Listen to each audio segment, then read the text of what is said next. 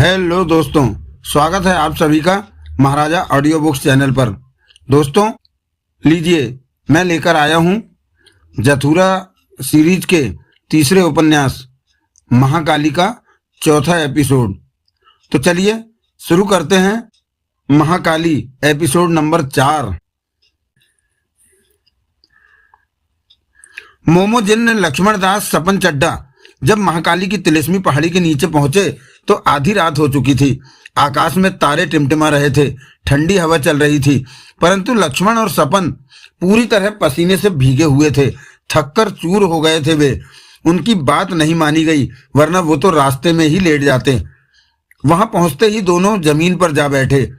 तुम इंसान बहुत जल्दी थक जाते हो, मोमो जिन्न ने बुरा सा मुंह बनाया। चुप कर, सपन चड्ढा उखड़ा। यहां जान निकली जा रही है और तू? जिन्न से तमीज से बात करो, मोमो जिन्न ने कठोर स्वर में कहा। भूखे पेट हमसे तमीज से बात नहीं होती, लक्ष्मण दास ने कहा। खाने का इंतजाम करो। पानी भी, सपन ने कहा, ठंडा होना चाहिए। वहां गहरा अंधेरा था। मोमो जिन्न ने उंगली आसमान की तरफ करके कुछ बुदबुदाया तो उसके दाएं हाथ की तर्जनी उंगली के ऊपर के हिस्से में टार्च की तरह तीव्र रोशनी हो उठी। आसपास की सारी जगह स्पष्ट नजर आने लगी। तुम्हारे पीछे खाना पड़ा है, खा लो, मोमो जिन्न ने कहा। दोनों ने फौरन पीछे की तरफ देखा तो वहां बर्तनों में खाना और पानी पड़ा देखा। दोनों ने राहत की सांस ली और खाने के पास पहुंचकर खाने में व्यस्त हो गए। तुम भी खा लो, लक्ष्मण कह उठा। खबरदार, जिन्न से खाने पीने की बात मत करो, जिन्नों को भूख नहीं लगती। साला, सपन बड़बड़ाया। 9 चूहे खाकर गंगा स्नान की बात करता है। 9 नहीं 900, लक्ष्मण दास कह उठा। ठीक है, चिढ़ा सा सपन बोला। चूहे तो खा लिए, बाकी लोगों को यहाँ होना चाहिए, परंतु यहाँ तो कोई भी नजर नहीं आ रहा। वो घोड़ों पर थे, जल्दी पहुंचे, पहाड़ी के भीतर चले गए होंगे। घोड़े भी तो नजर नहीं आ रहे, फुर्सत मिलते ही खिसक गए होंगे। हमें खिसकने का मौका नहीं मिल रहा। महाकाली की मायावी पहाड़ी में खतरे होंगे। मेरा मन नहीं कर रहा पहाड़ी के भीतर जाने को। मोमो जिन्न हमें भीतर लिए बिना मानेगा नहीं। हरामी हमें पालतू कुत्तों की तरह साथ लिए घूमे जा रहा है। बातों के साथ दोनों खाते भी जा रहे थे। मोमो जिन्न की नजरें दूसरों की तलाश में हर तरफ घूम रही थी। यहाँ तो कोई भी नजर नहीं आ रहा, मोमो जिन्न बोला। तेरे इंतजार में रुके तो रहेंगे नहीं, पहाड़ी के भीतर चले गए होंगे, लक्ष्मण दास ने कहा। पहाड़ी के भीतर नहीं, वापस चले गए होंगे। वापस? लक्ष्मण ने सपन को देखा। हाँ, सपन कह उठा। जथुरा को आजाद कराकर वापस भी चले गए होंगे। हाँ, लक्ष्मण दास जल्दी से बोला। यही बात होगी, फिर तो हमें भी वापस चलना चाहिए। चुप रहो, मोमो जिन्न ने तीखे स्वर में कहा। वो सब पहाड़ी के भीतर चले गए हैं, हमें उनके पीछे जाना होगा। क्या ये जरूरी है? बहुत जरूरी है। हम यहीं रहकर उनकी वापसी का इंतजार कर सकते हैं। आलसी मत बनो, समझदार लोग काम करने में सबसे आगे रहते हैं। हम थके हुए हैं, नींद भी आ रही है। ये रात तो हम यहीं पर बिताएंगे। हमने वक्त नहीं खराब करना है, मोमो जिन्न बोला। हमें चलना होगा। हमने कौन से तीर मार लेने हैं वहां जाकर, सपन चड्ढा तीखे स्वर में बोला। यहीं पर उनकी वापसी का इंतजार नहीं, हमें, मोमो जिन्न कहते कहते ठिठका। अगले ही पल उसकी गर्दन थोड़ी सी टेढ़ी हो गई, आंखें बंद कर ली, साथ ही सिर धीरे धीरे हिलाने लगा, जैसे किसी की बात सुन रहा हो। जथुरा के सेवकों से बात कर रहा है कमीना, लक्ष्मण दास कह उठा। मोमो जिन्न धीरे धीरे सिर हिला रहा था। फिर मोमो जिन्न बोला, मैं अभी चल देता हूं। यहाँ टांगों की जान निकली हुई है और ये चलने की बात कह रहा है। अगले ही पल मोमो जिन्न ने आंखें खोली और दोनों से बोला, हमें यहां से चलना है। हम नहीं जाएंगे, थके पड़े हैं, सपन चड्ढा ने कहा। हम जिन्न नहीं हैं जो कि, खबरदार, जो जिन्न बनने की भी सोची। तुम साधारण लोग जिन्न बनने की कैसे सोच सकते हो? जिन्न बनने के लिए कई बाधाएं पार करनी पड़ती है। तुम लोग तो जरा सा चल नहीं सकते। जरा सा? सारा दिन हो गया चलते चलते और तुम कहते हो कि ये जरा सा चलना ही है। मुझे तो समझ में नहीं आता कि इतने दिनों तक तुम लोगों के साथ कैसे रह लिया मैं। क्या? लक्ष्मण दास हड़बड़ाया। तुम कह रहे हो ये बात? मैं क्यों नहीं कह सकता?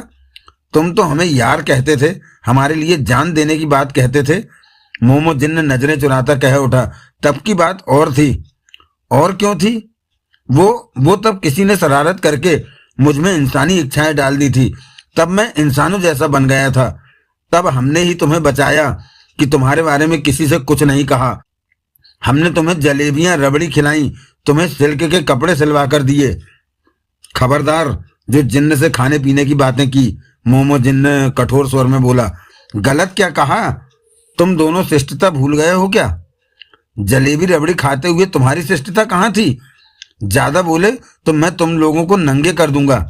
हाँ हाँ कर दे, लक्ष्मण दास गुस्से से बोला। यहाँ हमें नंगा देखने के लिए है ही कौन? ठीक कहा, सपन ने सिर हिलाया। कर दे नंगा। मोमो जिन्न ने दोनों को घूरा। देखता तो ऐसे है कि जैसे खा जाएगा हमें। सपन चड्डा ने मुंह बनाकर कहा। बड़े देखे ऐसे जिन्न।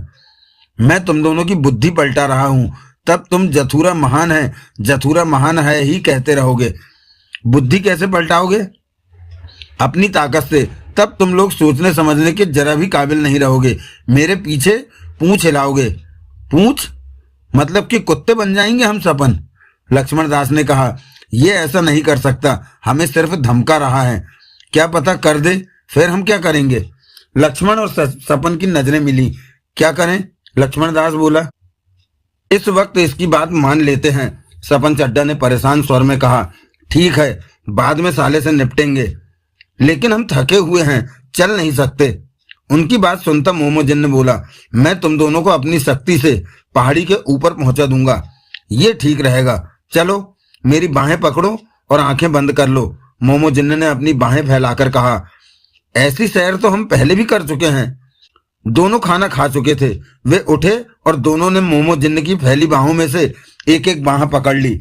उसी पल मोमो जिन्न बड़बड़ाया कुछ। लक्ष्मण कस के पकड़ना, गिर मत जाना, सपन चीखा। तू अपना ख्याल रख। अगले ही पल मोमो जिन्न का शरीर दोनों को बाहों में फंसाए जमीन से ऊपर उठने लगा। मोमो जिन्न के पांव जथुरा के चेहरे पर नाक की गुफा के पास पड़े। फिर लक्ष्मण दास और सपन चड्डा के पांव भी नीचे टकराए। वे सकुशल पहाड़ी के ऊपर चंद मिनटों में पहुंच गए थे। यार तुम तो हनुमान जैसे उड़ते हो, लक्ष्मण दास बोला। खबरदार, मैं जिन्न हूं, मुझे किसी के साथ ना मिलाओ। जिन्न क्या हो गया? तोप समझता है खुद को, सपन चड्डा व्यंग से बोला। मेरी बाहें छोड़ो। दोनों ने बाहें छोड़ी। मोमो जिन्न की उंगली से निकली रोशनी में उन्हें सब कुछ नजर आ रहा था। लक्ष्मण, ये क्या, हम पहाड़ी के ऊपर पहुंच गए? हाँ, जिन्न बनना भी क्या मजेदार खेल है, जहां चाहे पलक झपकते ही पहुंच जाओ। तो इसने हमें दिन में इतना चलाया क्यों? पागल है साला। शिष्टता से बात करो, मोमो जिन्न ने सख्त स्वर में कहा। शिष्टता से ही तो कर रहे हैं, थोड़ी और शिष्टता का इस्तेमाल करो। सुन लिया सपन? बोलने दे इसे। अगर मेरी बात नहीं मानोगे तो औरतों के बीच में तुम लोगों को नंगा कर दूंगा। यहाँ औरतें हैं ही नहीं, कहीं तो मिलेंगी। तब मैं ऐसा मत कह यार, मैं जिन्न हूं, यार नहीं। ठीक है, जिन्न ही सही, तू कोई उल्टा काम मत करना, हम तेरी बात मानेंगे। लेकिन अब जाना कहाँ है? हमारे सामने दो गुफाएं नजर आ रही हैं। पहाड़ी के भीतर जाने का रास्ता इन गुफाओं से ही है। ये तो दो हैं, कौन सी से भीतर जाएं? बाई वाली गुफा से भीतर जाएंगे। श्रोता बंधु याद रखें कि देवराज चौहान, मोना चौधरी, अन्य सब दाई वाली गुफा से भीतर गए थे। दाई से क्यों नहीं? सपन चड्डा ने पूछा। जथुरा के सेवकों ने मुझे बाई तरफ वाले रास्ते से भीतर जाने को कहा है। ठीक है, चलो। तीनों आगे बढ़े और बाई गुफा के भीतर प्रवेश कर गए। उनके भीतर प्रवेश करते ही वो सारी जगह रोशनी से जगमगा उठी। मोमो जिन्न ने अपनी उंगली से निकलती रोशनी बंद कर दी। ये रोशनी कहाँ से आ गई? लक्ष्मण दास बोला।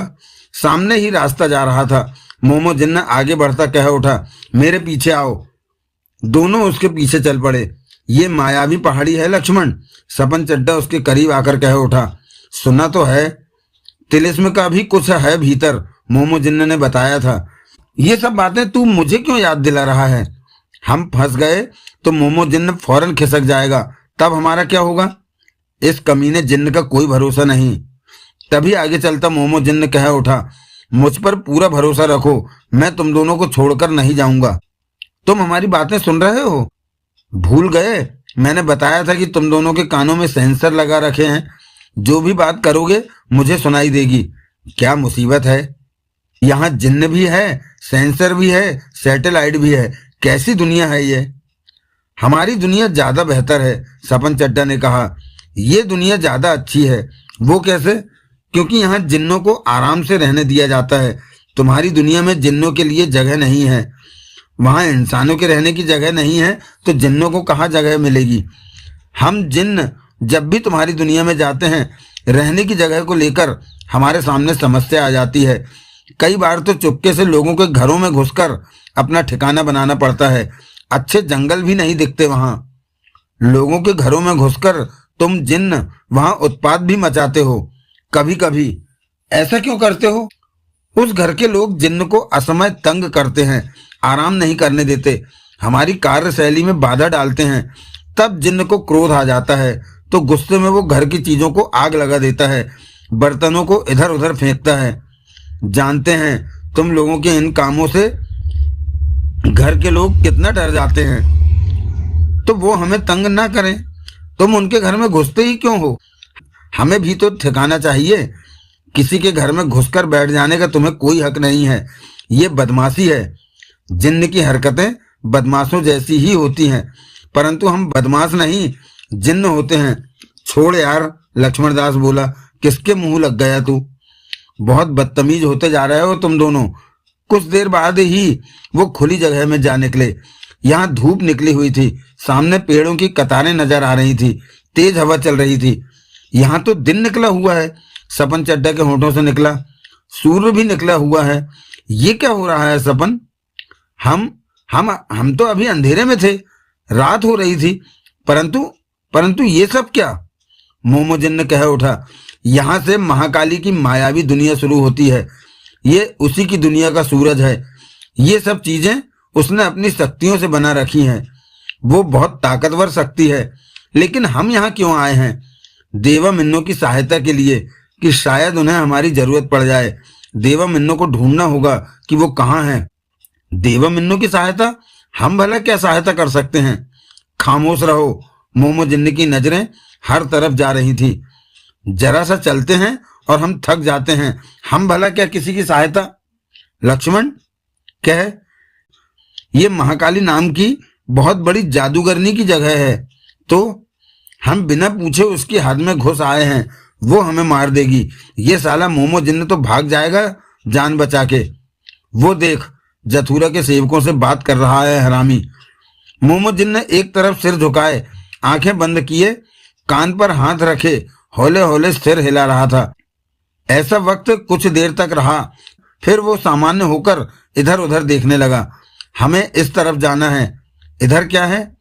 नदी है, वहां हमें सवारी मिलेगी काले रंग की, उस पर सवार हो जाना है।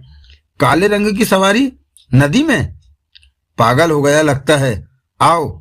लक्ष्मण और सपन मोमो जिन्न के पीछे चल पड़े। ये हमें थका देगा। जो किस्मत में लिखा है वो ही होगा। मैं टांगों की किस्मत की बात कर रहा हूँ, मुझसे और नहीं चला जाता। 10 मिनट के बाद ही उन्हें नदी दिखाई देने लगी। दूर तक जाती लंबी नदी, उसका पानी मध्यम गति से बह रहा था। किनारे पर 14 नावें एक ही कतार में खड़ी थीं। नाविक या चप्पू नावों में नहीं नजर आ रहा था। वे किनारे पर पहुंचकर ठिठके। रंग बिरंगी नावें थी वे, लाल, पीली, नीली, काली, हरी, गुलाबी, भूरी, यानी कि सबका रंग अलग अलग था। हम काली नाव पर बैठेंगे, मोमो जिन्न बोला। तुम भी? लक्ष्मण दास ने उसे देखा। मैं क्यों नहीं बैठ सकता? जिन्न ने लक्ष्मण दास को देखा। तुम जिन्न हो, तुम्हें अपनी शान बनाए रखनी चाहिए। जिन्न भी भला नाव में सफर करते हैं। तुम्हें तो शान से नाव के ऊपर ही ऊपर उड़ते हुए आना चाहिए हमारे साथ। क्यों सपन? ठीक ही तो कहा है तूने। जब नाव में बैठकर सफर हो सकता है तो मैं अपनी शक्ति व्यर्थ में क्यों खर्च करूं? कंजूस है, अपनी ताकत खर्च करने में डरता है। मोमो जिन्ना आगे बढ़ा और काली नाव में जा बैठा। लक्ष्मण दास और सपन चड्ढा भी नाव में पहुंच गए। ये चलेगी कैसे? सपन चड्ढा ने कहा। नाविक नहीं, चप्पू नहीं और तभी नाव धीमे से आगे सरकने लगी। चल पड़ी, बैठ जा सपन, लक्ष्मण दास चीखा। सपन चड्ढा हड़बड़ाकर फौरन नीचे बैठ गया। ये चल कैसे रही है? लक्ष्मण दास ने सपन चड्ढा से पूछा। मुझे क्या पता, जादूगरनी की नगरी है, यहाँ जो हो जाए वो ही कम है। लक्ष्मण दास ने मोमो जिन्नो को देखा जो आराम से बैठा था। देख तो कैसे मुफ्त की सवारी करने में मस्त है, लक्ष्मण दास कह उठा। नाव किनारे से नदी के बीचों बीच पहुंची और फिर धीरे धीरे तेज होने लगी। ना तो इंजन की आवाज, न चप्पू, बे आवाज थी वो नदी के पानी पर दौड़े जा रही थी। हर पल जैसे नाव की रफ्तार बढ़ती जा रही थी। मोमो जिन्न, लक्ष्मण दास परेशान सा कह उठा, ये चल कैसे रही है? इंजन नहीं, चप्पू नहीं, चलाने वाला नहीं। चल तो रही है, मोमो जिन्न बोला, आराम से बैठे रहो। लेकिन जाना कहाँ है? मैं नहीं जानता। नाव हमें जहां पहुंचाएगी वही हमारी मंजिल होगी। मंजिल? वहां क्या होगा? यहाँ पर मैं भी तुम्हारी तरह नया ही हूं। इस मायावी पहाड़ी के बारे में मैं कुछ नहीं जानता। महाकाली को तो जानते होगे? नहीं। नाव की रफ्तार इतनी तेज थी कि उन्हें नाव को पकड़कर बैठना पड़ रहा था, जबकि मोमो जिन्न मजे में बैठा था। सुना तुमने लक्ष्मण? सपन चड्ढा ऊंचे स्वर में कह उठा। ये महाकाली को नहीं जानता, मायावी पहाड़ी के बारे में कुछ नहीं जानता, यहाँ के रास्तों का इसे पता नहीं और हमें अपने साथ यहाँ ले आया है। मुसीबत आने पर ये तो भाग जाएगा, तब हमारा क्या? मैं नहीं भागूंगा, मोमो जिन्न बोला। तेरा क्या भरोसा? तू तो कहता है कि जिन्न झूठ नहीं बोलते और तूने कभी सच नहीं बोला। कभी तू हमारा पक्का यार बनता था और अब तू हमें नंगा घुमाने को कहता है। तू तो सबसे बड़ा कमीना है। मोमो जिन्न मुस्कुराया। देख तो सपन, साला पहली बार अपनी तारीफ सुनकर मुस्कुराया है। तुम दोनों नादान बच्चे हो। नादान बच्चे? हम तो उम्र में तुमसे बड़े हैं, सपन चड्ढा कुड़कर बोला। जिन्न की उम्र की बराबरी करने की चेष्टा मत करो। जिन्नों की उम्र हजारों साल लंबी होती है। हमारे मालिक बदलते रहते हैं परंतु हम वही रहते हैं। तुम इंसान तो 50-60 बरस की उम्र में ही मर जाते हो। 50-60? लक्ष्मण दास तेजी से भागती नाव में चिल्लाया। 50 के तो हम दोनों हैं। उम्र हो गई तुम दोनों की, मरने वाले हो अब। देखा सपन, ये हमें मार रहा है, मौत के रास्ते पर ले जा रहा है, तभी तो कह रहा है कि हम मरने वाले हैं। साले को सब पता होगा। इस साले से फुर्सत में निपटेंगे। जब हम ही निपट गए तो फिर इससे क्या निपटाना? जब हम ही निपट गए तो इससे क्या निपटाना? तुम दोनों चाहो तो मरने के बाद जिन्न बनने की लाइन में भर्ती हो सकते हो। वो कैसे? मरने के बाद शमशान में लगे पीपल पर अपना घर बना लेना, वहां से तुम दोनों को आगे का रास्ता मिलेगा। कैसा आगे का रास्ता? कुछ टेस्ट होंगे, उसके बाद भूत प्रेत की योनि में प्रवेश। लेकिन तुम तो जिन्न बनने को कह रहे। सीधे कोई भी जिन्न नहीं बन जाता, एक एक सीढ़ी चढ़कर ऊपर आना पड़ता है। पहले भूत प्रेत बनकर क्लासें पढ़नी पड़ती हैं। भूत प्रेतों के काम में माहिर होकर टेस्ट पास करना पड़ता है। पास होने के बाद लंबी ट्रेनिंग लेनी पड़ती है और बूढ़े जिन्न सब कुछ सिखाते हैं, परंतु कोई ही सीख पाता। लक्ष्मण, सपन चड्ढा चीखा, इस हरामी की बातें मत सुन। ये तो हमें जीते जी ही जिन्न बना देगा। अभी हमारे खेलने खाने के दिन है और ये कहता है कि हमारी मौत आ। इसी पल नाव की रफ्तार एकाएक कम होने लगी। ये तो धीमी होने लगी। लक्ष्मण दास के होठों से निकला। हम कहाँ पहुंच रहे हैं लक्ष्मण? लक्ष्मण दास ने हड़बड़ाकर मोमो जिन्न से कहा। तुम्हें डर नहीं लग रहा? जिन्न को कभी डर नहीं लगता, मोमो जिन्न बोला। लक्ष्मण और सपन की नजरें घूमी। नदी के दोनों तरफ घना जंगल दिखाई दे रहा था। सुनसान जगह थी वो, कोई भी इंसान नहीं दिखा। हम कहाँ आ गए हैं मोमो जिन्न? सपन चड्ढा ने पूछा। मैं नहीं जानता। बुरा वक्त आने पर तू तो खिसक जाएगा, हमारी जान नहीं बचेगी, सपन चड्ढा ने मोमो जिन्न से कहा। मैं नहीं भागूंगा। पक्का? जिन्न पर शक मत करो, जिन्न का विश्वास करना सीखो। सपन, हाँ, इसका भरोसा कभी मत करना। इसका भरोसा कर करके तो हम यहाँ तक आ पहुंचे हैं। पहले हमें यार कहता न थकता था और अब हमें नंगा करके घुमाने को कह रहा है। ये कमीना है, धोखेबाज है। मैं तेरी बात से सहमत हूं, लेकिन अब हमारा क्या होगा? महाकाली की पहाड़ी है ये। मुझे लगता है कि अब हम किसी बड़ी मुसीबत में फंसने जा रहे हैं। कहीं ये जिन्न हमारी बलि देने के लिए तो हमें नहीं ले जा रहा। दोनों की नजरें मिली। फिर मोमो जिन्न को देखा। मोमो जिन्न को अपनी तरफ देखते पाकर मुस्कुराते पाया। सपन, हाँ, पहले ये मुस्कुराया ना करता था। जब से महाकाली की पहाड़ी में आया है ये मुस्कुराने लगा है। रहस्य वाली बात है कोई। पक्का ये हमारी बलि देगा। महाकाली को बलि देकर खुश करना चाहता है। ये महाकाली वो महाकाली नहीं है। वो महाकाली कौन सी है? वो तो भगवानों की श्रेणी में आती है। माँ महाकाली जिसे हमारी दुनिया के लोग पूजते हैं, ये तो इस दुनिया की महाकाली है। तभी तो हमारी बलि दी जाएगी। इस दुनिया की महाकाली हमारी बलि मांगती होगी, तभी हमें लाया गया है। मोमो जिन्न मुस्कुराता हुआ इन्हें देखे जा रहा था। तुम हमारी बातें सुन रहे हो, कुछ कहते क्यों नहीं? लक्ष्मण दास कह उठा। मेरी मुस्कान का रहस्य जानना चाहते हो? हाँ हाँ, तो सुनो। पहले तुम इस तरह की बेवकूफी वाली बातें नहीं करते थे, इसलिए मैं मुस्कुराता नहीं था। तुम कहना चाहते हो कि हम बेवकूफ हैं? अवश्य तुम लोग बेवकूफ ही हो, वरना बलि जैसी घटिया बातें करके मेरे जैसे सर्वश्रेष्ठ जिन्न की तौहीन नहीं करते। तुम दोनों ने ये कैसे सोच लिया कि जिन्न बलि देने जैसा घटिया काम करेगा? तो हमें यहाँ क्यों लाए हो? जथुरा के सेवकों ने मुझे आदेश दिया तो मैंने ऐसा किया। कश्ती किनारे पर जाकर ठहर गई। चलो कहकर मोमो जिन्न उठा और नाव से निकलकर किनारे पर पहुंच गया। चलना तो पड़ेगा सपन। वे दोनों भी नाव से बाहर नदी के किनारे पर आ गए। उसी पल नाव में हरकत हुई और वो पानी में सरकती हुई वापस जाने लगी। मोमो जिन्न, नाव जा रही है। सपन चड्ढा कह उठा। जाने दो, हमें वापस जाना हुआ तो कैसे जाएंगे? तब दूसरा रास्ता खुद ही बन जाएगा वापसी के लिए। दोनों की नजरें हर तरफ घूमी। घना गहरा दिल धड़का देने वाला जंगल था। हवा से पत्तियों का शोर खड़खड़ पैदा कर रहा था। चुप्पी और गहरा सन्नाटा था वहां। ये कैसी जगह है? यहां पर हम क्या करेंगे? मैं भी नहीं जानता कि मोमो जिन्न कहते कहते ठिठका। उसकी गर्दन एक तरफ झुक गई, आंखें बंद हो गईं। फिर हौले हौले मोमो जिन्न सिर हिलाने लगा। आ गया वायरलेस, सपन कड़वे स्वर में बोला। हम तो पागल हो गए हैं यहाँ आकर। अभी तो और होना है। अब पता नहीं ये जिन्न क्या बम फोड़ेगा।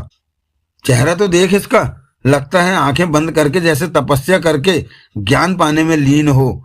हरामी बहुत है साला, हमारा पीछा नहीं छोड़ता, हमें अपना गुलाम कहता है। आंखें खुल गईं कमीने की। मोमो जिन्न ने दोनों को देखते कहा, हमें थोड़ा सा पूर्व की तरफ जाना है। वहां क्या है? वहां हमें तुम जैसे ही इंसान मिलेंगे।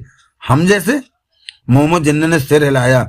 सपन चड्ढा ने मोमो जिन्न को देखा, फिर लक्ष्मण दास से कहा, हमारे जैसे इंसानों का यहाँ पर क्या काम? मेरे से क्या पूछ रहा है? मुझे क्या पता, तुम उन इंसानों को जानते होगे। मोमो जिन्न ने कहा, ये बात है तो चलो, तुम्हारे अलावा कोई दूसरी सूरत तो देखने को मिलेगी। लक्ष्मण दास ने कहा। वे तीनों पूर्व दिशा की तरफ चल पड़े। सपन, वहां कौन होंगे जिन्हें हम जानते हैं? देवराज चौहान या मोना चौधरी ही होंगे। फिर तो ठीक है, पहला मौका मिलते ही जिन्न से पीछे छुड़ाना है हमने। मुझे मौका मिला तो गर्दन काट दूंगा इसकी। सेंसर लगे हैं, सुन रहा है ये कमीना हमारी बातें। तभी चलते चलते मोमो जिन्न ने कहा, इंसानों की जात घटिया होती है, ये तो मैं पहले ही जानता हूँ। इंसानों का कितना भी कर लिया जाए, ये एक दिन उसी की गर्दन काट देते हैं जो इनकी सेवा करता है। इससे ज्यादा मतलबी जात मैंने दूसरी नहीं देखी। तुमने हमें तंग कर रखा है, तभी हम तुम्हारी गर्दन काटने की सोच रहे हैं। मैं तो तुम दोनों का बहुत ख्याल रख रहा हूं, वरना हम जिन्न तो गले में रस्सा डालकर खींचते हुए चलते हैं। गले में रस्सा? सपन चड्ढा हड़बड़ाया। तुम दोनों के साथ मैं ऐसा नहीं कर रहा, यही कसर रह गई है, ये भी कर लो। सपन चड्ढा ने कड़वे स्वर में कहा। मैं एक बार कुत्ता बना था। मोमो जिन्न बोला। क्या? लक्ष्मण दास कह उठा। कुत्ता? हाँ, जिन्न बनते समय मेरे इम्तिहान का वक्त आया तो मैंने कहा कि इंसान बुरे नहीं होते, तो उन्होंने मुझे सबक सिखाने के लिए कुत्ते का जन्म दिलवा दिया। कुत्ते के जन्म में मैं अपने मालिक का वफादार बनकर रहने लगा। कई बार मालिक को मुसीबतों से बचाया। 10 साल बाद जब मैं बूढ़ा हुआ तो मुझे घर से निकाल दिया गया। परंतु उस घर से मेरा मोह था। मैं घर के पास ही घूमता रहता, उसी मकान के गेट के बाहर ही दिन रात बैठा रहता। मालिक ने मुझे अपने घर से दूर भगाने की बहुत चेष्टा की, परंतु मेरा प्यार मुझे दूर नहीं जाने देता। फिर एक रात मैं उसी मकान के गेट के बाहर सोया हुआ था कि मालिक ने चुपके से चाकू से मेरी गर्दन काट दी। मैं मर गया। अच्छा, फिर जब मैं कुत्ते के शरीर से निकलकर वापस पहुंचा तो पुनः मेरी परीक्षा हुई। परीक्षा में वही सवाल सामने आया कि इंसानों की जात के बारे में आपकी क्या राय है। तुमने क्या जवाब दिया? सपन चड्ढा ने पूछा। मैंने क्या जवाब दिया? मोमोजिन ने मुस्कुरा पड़ा। मैंने कहा, इस धरती पर चींटे से लेकर हाथी तक, पशु से लेकर पक्षी तक, ऐसी कोई चीज जिसमें जीवन है, उन सबसे बुरे इंसान होते हैं। तुमने ऐसा कहा? हाँ, और मैं परीक्षा में पहले नंबर पर पास हुआ। मुझे सर्वश्रेष्ठ जिन्न माना गया। अब तो तुम्हें समझ आ गया होगा कि हम जिन्न इंसानों को कैसी नजरों से देखते हैं। मोमो जिन्न ने शांत स्वर में कहा। तीनों तेजी से आगे बढ़े जा रहे थे। मैं तो पहले ही कहता था कि यह हरामी जिन्न है, लक्ष्मण दास बोला। इंसानों को बुरी निगाहों से देखता है। इसे ये नहीं मालूम कि इंसानों की जात इस धरती पर सबसे सर्वश्रेष्ठ है। मोमो जिन्न मुस्कुराया। कमीना फिर मुस्कुराता है। तुम लोग मेरे से शिष्ट भाषा में बात करो। मुझे गुस्सा आ गया तो गले में रस्सी डालकर घसीटूंगा। ये जीते जी हमारी बलि देगा। इसकी नीयत में खोट है। ये खुद भी खोटा है। चुप हो जाओ, वरना। चुप हो जा लक्ष्मण, इसे गुस्सा आने वाला है। मुझे थकान हो रही है। तभी मोमोजिन ने ठिठका और गर्दन टेढ़ी करके सिर हिलाने लगा। उसके बाद पुनः आगे बढ़ता कह उठा, हमें उस तरफ जाना है। वो जगह ज्यादा दूर नहीं है। नदी के किनारे पर ही वे हमें मिलेंगे। पर वे हैं कौन? उनके बारे में कुछ तो बता दो। पता चल जाएगा। जरा तेज चलो। तुम दोनों तो सुस्तों की तरह चल रहे हो। ये तो हमें चला चला के हमारी जान लेगा। तेरे को लगता है कि यह हमारे साथ सच बोलता है? पता नहीं। लक्ष्मण दास ने गहरी सांस ली। लेकिन यहाँ पर तो इसी का सहारा है। जल्दी ही नदी किनारे उन्हें एक जगह पर ठिठक जाना पड़ा। वहां जगमोहन, सोहनलाल और नानिया बेहोश पड़े थे। ये तो जगमोहन सोहनलाल है, लक्ष्मण दास के होठों से निकला। ओह, कोई तो अपने जैसा मिला, वरना इस जिन्न के साथ रहकर तो हम अपनी जात भी भूलने लगे थे। अब तो मानते हो कि मैंने सच कहा था। जिन्न झूठ नहीं बोलते, मोमो जिन्न ने कहा। तुम तो अब तक हमसे झूठ ही बोले हो। इन्हें क्या हुआ पड़ा है? बेहोश हैं, होश में लाओ इन्हें। ये युवती कौन है? सपन चड्ढा ने पूछा। नानिया है, काल चक्र की रानी साहिबा। खूबसूरत है, क्यों सपन? लक्ष्मण दास ने धीमे स्वर में कहा। सपन चड्ढा के कुछ कहने से पहले ही मोमो जिन्न कह उठा, तुम इंसानी मर्दों की ये बड़ी समस्या है कि औरत देखी नहीं कि उसके गिर्द मंडराने लगे। ये समस्या तो हम मर्दों के साथ चिपकी हुई है। लक्ष्मण दास ने गहरी सांस ली। जिन्नों में तो मर्द औरत नहीं होते। नहीं, हम जिन्नों में वो समस्या होती ही नहीं जो मर्दों में होती है।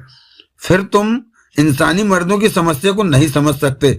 हम भी कई बार परेशान हो जाते हैं इस समस्या का समाधान ढूंढते ढूंढते।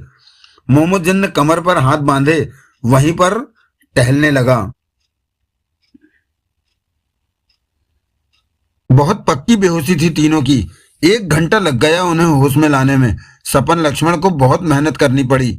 उन पर निगाह पड़ते ही जगमोहन के होठों से निकला, तुम? लक्ष्मण दास, सपन। थके अंदाज में दोनों ने सिर हिलाया। तुम दोनों यहाँ कैसे? सोहनलाल ने पूछा। लक्ष्मण ने मोमो जिन्न की तरफ इशारा करके कहा, यह हमें पालतू कुत्तों की तरह घुमाए जा रहा है। फंसे पड़े हैं बुरी तरह। अब तुम लोगों के मिल जाने से राहत मिली है कि दुनिया में इंसान भी बसते हैं। सपन चड्ढा ने नानिया को देखा और मुस्कुरा पड़ा। सोहनलाल, नानिया कह उठी, ये मुझे देखकर मुस्कुराता है। तेरा भाई है, बहन पर प्यार तो आएगा ही। भाई? सपन चड्ढा ने लक्ष्मण दास को देखा। ठीक ही तो कह रहा है सोहनलाल, लक्ष्मण दास ने जल्दी से कहा। तेरी बहन तो है ये। फिर तो तेरी भी होगी, सपन चड्ढा ने चिढ़कर कहा। मेरा क्या है, मैं तो संसार को त्यागने की सोच रहा हूं। रिश्तों में मेरा कोई विश्वास नहीं। तू सपन चड्ढा ने कहना चाहा। चुप कर, लक्ष्मण दास ने कहा। फिर जगमोहन सोहनलाल से बोला, तुम लोग यहाँ कैसे? हम महाकाली की तिलस्मी पहाड़ी के भीतर आ गए थे। जगमोहन ने सोच भरे स्वर में कहा, उस वक्त हम जथुरा के पास जाने के लिए नदी पार कर रहे थे। मगरमच्छों ने हमें अपने जबड़ों में कस लिया। इसके साथ ही हम बेहोश हो गए। उसके बाद अब होश में आया तो तुम लोगों को सामने पाया। ये जगह कहाँ पर है? सोहनलाल ने पूछा। हम तो इतना जानते हैं कि ये काल चक्र है, सब जगह एक जैसी है, सपन चड्डा ने कहा। तुम लोग यहाँ कैसे आ गए?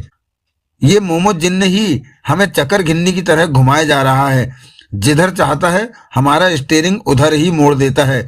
लगता है जब तक हमारी जान नहीं निकलेगी ये हमारा पीछा नहीं छोड़ेगा, लक्ष्मण दास बोला। लेकिन तुम लोग महाकाली की मायावी पहाड़ी में आए क्यों? बताया तो, मोमो जिन्न खींचे जा रहा है हमें। कहता है देवमिन्नो को हमारी सहायता की जरूरत पड़ सकती है, सपन चड्डा ने लंबी सांस लेकर कहा। भला जिन्न से कोई पूछे कि हम देवराज चौहान की सहायता करने के लायक ही कहाँ हैं? देवराज चौहान कहाँ है? वो भी इसी तिलिस्मी पहाड़ी के भीतर है। सब ही भीतर हैं। हम जरा उनके पीछे रह गए, वरना उनके साथ ही होते। मुझे बताओ क्या हुआ था? देवराज चौहान से अलग हुए मुझे बहुत देर हो गई है। जानता हूं तुम्हें कालचक्र ने अपने में फंसा लिया था और तुम्हारी जगह मखानी जगमोहन बन के आ गया। ओह, जगमोहन के होंठ भिज गए। सब बातें बताओ, सोहनलाल बोला। हम इन बातों से अनजान हैं। लक्ष्मण दास और सपन चड्डा ने सब कुछ बताया। जगमोहन, सोहनलाल जो नहीं जानते वो अब जान चुके थे। तो ये हुआ देवराज चौहान, मोना चौधरी और बाकी सबके साथ। जगमोहन सोच भरे स्वर में कह उठा। तुम जानते हो कि जथुरा कहाँ पर कैद है? सपन चड्डा ने पूछा। नहीं, हमें इतना ही पता है कि वो पूर्व दिशा में कहीं पर है।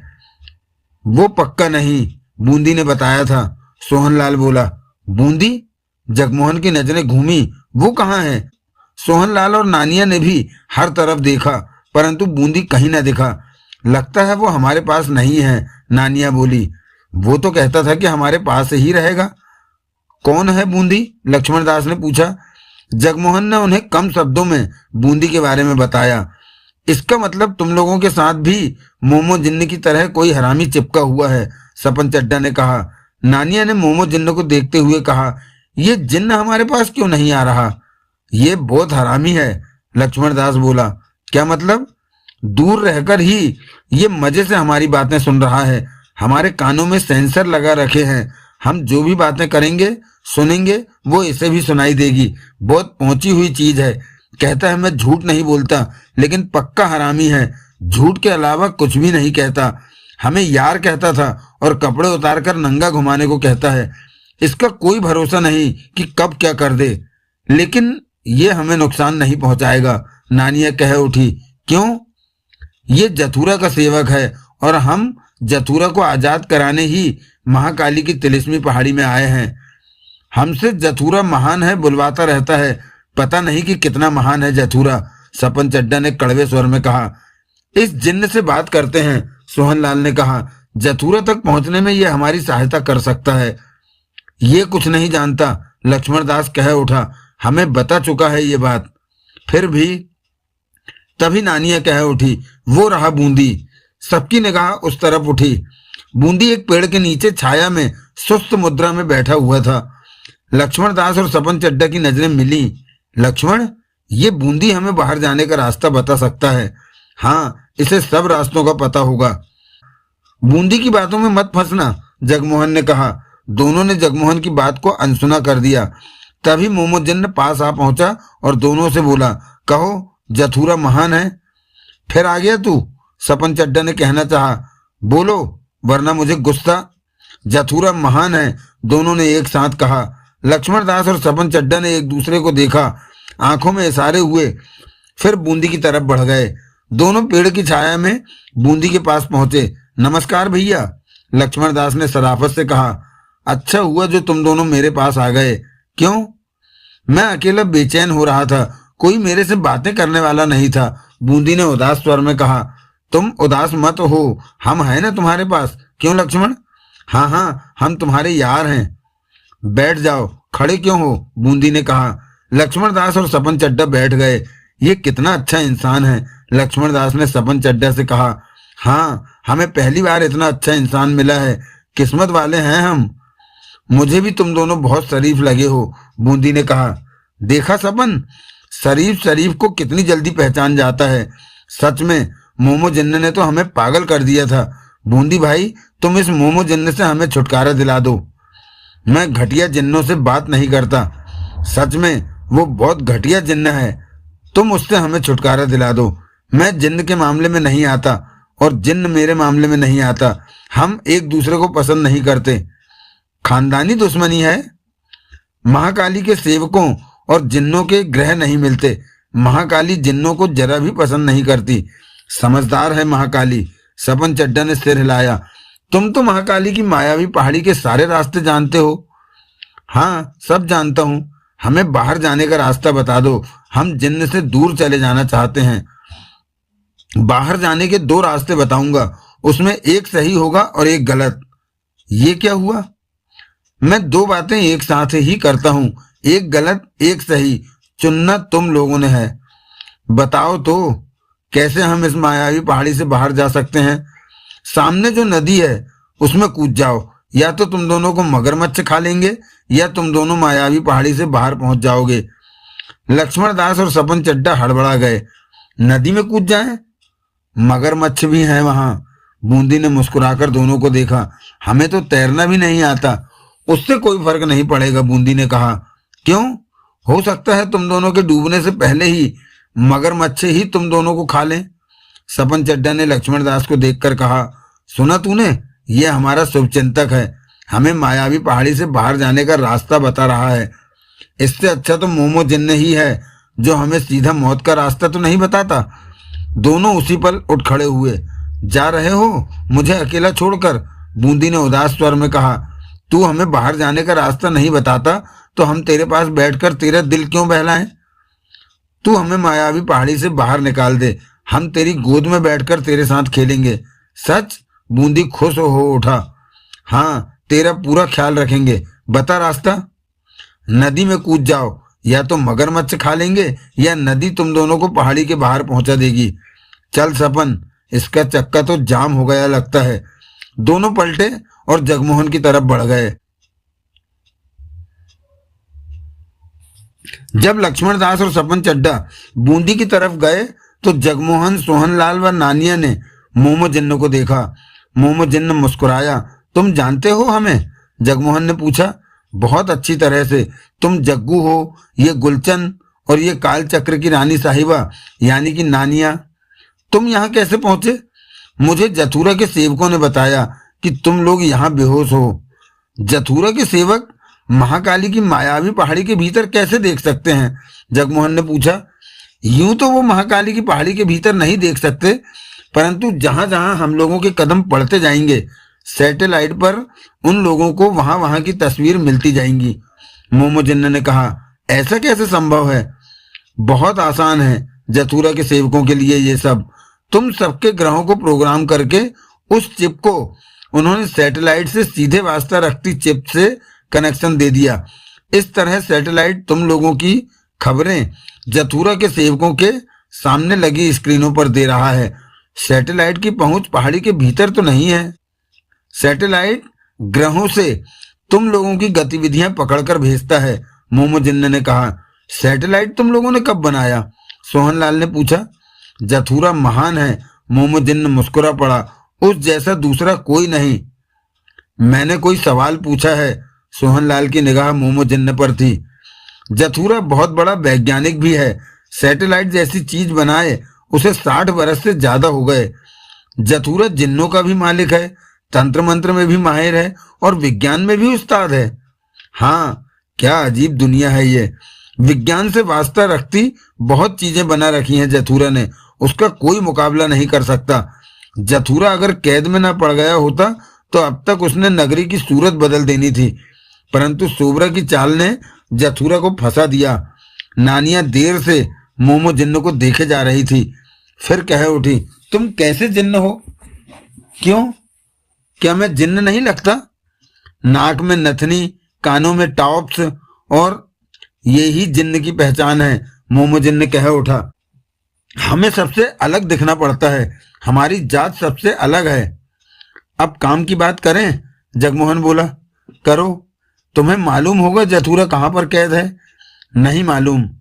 तुम्हारे सैटेलाइट तो पता लगा सकता है कि जथुरा जथुरा के ग्रहों को प्रोग्राम करके सैटेलाइट द्वारा उसके बारे में जानने की कई बार चेष्टा की गई, परंतु सैटेलाइट उसके ठिकाने को नहीं पकड़ पाया। शायद जथुरा को महाकाली ने बेहद सुरक्षित जगह पर रखा है, मोमो जिन्ने ने कहा। तो हम कैसे जथुरा तक पहुंचेंगे? इस बारे में बूंदी बताता है, एक गलत एक सही, उनमें से एक को चुनना पड़ता है, जगमोहन ने कहा। हम उसकी कही सही बात को चुनने की चेष्टा करेंगे। तुम उससे बात करो। तुम ही उससे क्यों नहीं बात करते? मैं घटिया लोगों से बात नहीं करता, जिन्न हूं मैं। बूंदी घटिया है? हाँ, वो महाकाली का सेवक है। वो नहीं चाहता कि हम जथुरा तक पहुंचे। मेरे मालिक को उसने कैद कर रखा है। अब तक अपने असल रूप में सामने होता तो मैं इसे मार चुका होता, मोमो जिन्न ने कठोर स्वर में कहा। तुम्हें कैसे पता कि बूंदी अपनी छाया के रूप में मौजूद है? तुमने तो अभी तक उसे छुआ नहीं। जिन्न ऐसी चीजों को देखकर ही महसूस कर लेते हैं। तभी लक्ष्मणदास और सपन चड्डा वापस आ गए। दोस्ती गांठ आए उससे? मोमो जिन्न ने उन्हें देखते हुए मुस्कुराकर कहा। वो तो तुमसे भी बड़ा हरामी है। सपन चड्डा ने गहरी सांस ली। क्यों? हमने पहाड़ी से बाहर जाने का रास्ता पूछा तो बोला नदी में कूद जाओ, या तो मगरमच्छ खा लेंगे या हम पहाड़ी से बाहर पहुंच जाएंगे। ऐसे दो चार से और मिलोगे तो समझ जाओगे कि मोमो जिन्न जैसा शरीफ दूसरा कोई नहीं। हम तो फंसे पड़े हैं, कोई टांगे खींचता है तो कोई गर्दन। लक्ष्मणदास ने मुंह लटकाकर कहा। कोई कुछ नहीं खींच रहा, मोमो जिन्न मुस्कुराया। तुम दोनों यूं ही बहम में पतले हुए जा रहे हो। सपन, हम कितने कमजोर हो गए हैं, लक्ष्मणदास ने कहा। इन हालातों में जिंदा है ये क्या कम है? तभी जगमोहन उठता हुआ बोला, मैं बूंदी से बात करता हूँ। वो यहीं आ रहा है, नानिया कह उठी। सबकी निगाह बूंदी की तरफ उठी। वो पास आ पहुंचा था। अकेले में मेरा मन नहीं लग रहा था, सो यहाँ आ गया, बूंदी ने मुंह लटकाकर कहा। मोमो जिन्न ने अकड़ से मुंह दूसरी तरफ फेर लिया। मैं तुम्हारे पास ही आने वाला था, जगमोहन बोला। कहो कहो, मैं तुम्हारे किस काम आ सकता हूँ? बूंदी ने फौरन कहा। तुमने हमें बताया नहीं नदी में मगरमच्छ भी है, जगमोहन बोला। नदी है तो मगरमच्छ भी होंगे, इसमें बताने की क्या बात है? पूछते तो मैं जरूर बताता, बूंदी ने कहा। तुमने हमारे साथ चालाकी की। ऐसा मत कहो, मैं तो महाकाली का आदेश मानकर तुम लोगों का बहुत ख्याल रख रहा हूँ। जगमोहन ने बूंदी को घूरा। बूंदी मुस्कुरा पड़ा। उसके पास पहुंचने पर बूंदी ने कहा, अब क्या है? मैं दिशा भटक गया हूँ, ये मामूली बात है। जथुरा तक पहुंचने के लिए किधर जाना चाहिए मुझे? उत्तर दिशा में चलो यहाँ से, या तो जथुरा तक पहुंच जाओगे या महाकाली तक। मुझे जथुरा के ही पास जाना है, एक ही बात है। महाकाली तक पहुंचे तो वो तुम्हें जथुरा तक ले जाएगी। वो क्यों जथुरा तक ले जाएगी? ये बात महाकाली से पूछना। जगमोहन ने बूंदी को घूरा। बूंदी मुस्कुरा पड़ा। देवराज चौहान कहाँ है? वो सब मजे में हैं। कुछ देर पहले ही ब्याह वाले घर में खाना खाया था उन्होंने। क्या मतलब? मैं ज्यादा नहीं बताऊंगा। मेरे लायक कोई सेवा हो तो कहो। उत्तर दिशा किस तरफ है? जगमोहन ने पूछा। उधर, बूंदी ने एक तरफ इशारा किया। परंतु वहां का सारा रास्ता मौसमों से भरा पड़ा है। कदम कदम पर मौसम है। उधर कभी आंधी तूफान तो कभी तेज गर्मी, कभी सुहाना मौसम और कभी उमस। मौसमों से तुम्हें सावधान रहना होगा। वो कैसे? एक मौसम ऐसा है कि जिसमें कदम आगे बढ़ाओगे तो तुम सबकी दिशा बदल जाएगी। ऐसा मौसम जब आए तो सबको रुकना। कौन सा मौसम है ऐसा? आंधी वाला भी हो सकता है, तूफान या उमस वाला भी हो सकता है, धूप वाला भी हो सकता है। कोई तो होगा ही। मैं पूछ रहा हूँ कौन सा है? ये नहीं बताऊंगा, बूंदी मुस्कुराया। खुद पहचान लेना। मैं नहीं पहचान सकता। तब तो उस मौसम में चलकर तुम्हारी दिशा बदल जाएगी। तुम सब मौत की घाटी में पहुंच जाओगे। तुम ठीक से पेश नहीं आ रहे। जो मैं कर रहा हूं यही मेरा कर्म है। महाकाली ने मुझे ऐसी ही आज्ञा दी है। तुम जब भी कुछ बताते हो उलझन में डाल देते हो। मेरा सच जवाब भी मेरी कही बातों में है, ढूंढ लो। जगमोहन ने होंठ भींच लिए। एक शर्त पर मैं तुम्हें सही सही रास्ता बता सकता हूँ। कहो। मोमो जिन्न को अपने से अलग कर दो। उससे तुम्हें क्या समस्या है? अकड़ू है वो। देखा नहीं मेरे पहुंचने पर कैसे उसने मेरी तरफ पीठ कर ली थी। मैं उसे पसंद नहीं करता। तुमने उसके मालिक जथुरा को कैद कर रखा है, मैंने नहीं, महाकाली ने। एक ही बात है, तुम उसी के सेवक हो, उसका नाराज होना लाजमी है। मुझे अच्छा नहीं लग रहा कि उसके हक में बात करो। बूंदी ने उसे देखा। मैंने सच बात कही है। ठीक है, जाओ। मैं नहीं बताता कि कौन से मौसम में चलने से तुम लोगों की दिशा बदल जाएगी। तुम बहुत घटिया हो। महाकाली का सेवक हूँ, सच्चा सेवक। मेरा पूरा परिवार महाकाली की सेवा में है। तो यूं कहो कि सब ही कमीने हो। बूंदी मुस्कुराकर उसे देखने लगा। जगमोहन वापस पहुंचा और सारी बात बताई। हमें उत्तर दिशा में ही जाना होगा, जगमोहन ने कहा। लेकिन वहां मौसमों का असर, सोहनलाल ने कहना चाहा। तभी मोमोजिन ने कह उठा, उसकी फिक्र मत करो, मौसम को पहचानने की ताकत मुझ में है। तुम कैसे पहचानोगे? जिन्न बनते समय मुझे मौसमों को पहचानने की शिक्षा दी गई है। ओह! लक्ष्मण दास और सपन चड्डा की नजरें मिली। सपन खिसक कर लक्ष्मण के पास आया। यार, हम तो मौसमों के चक्कर में बेमौत मारे जाएंगे, सपन चड्डा ने कहा। कभी कश्ती भागती है तो कभी मौसम खराब हो जाता है। ये तो शुरुआत है, आगे जाने क्या होगा। हमें इनके साथ नहीं जाना चाहिए, हम यहीं रुक जाते हैं। ठीक है, सपन चड्डा ने कहा। फिर ऊंचे स्वर में कह उठा, हमने फैसला किया है कि हम यहीं पर हैं, वापसी पर हमें साथ ले लेना। तुम फैसला करने वाले कौन होते हो? मोमोजिन ने कठोर स्वर में बोला। तुम दोनों का मालिक हूं, मैं हूं। तुम हमारे मालिक हो तो क्या हुआ, हम अपना फैसला तो ले सकते हैं। मैं अभी तुम दोनों को नंगा।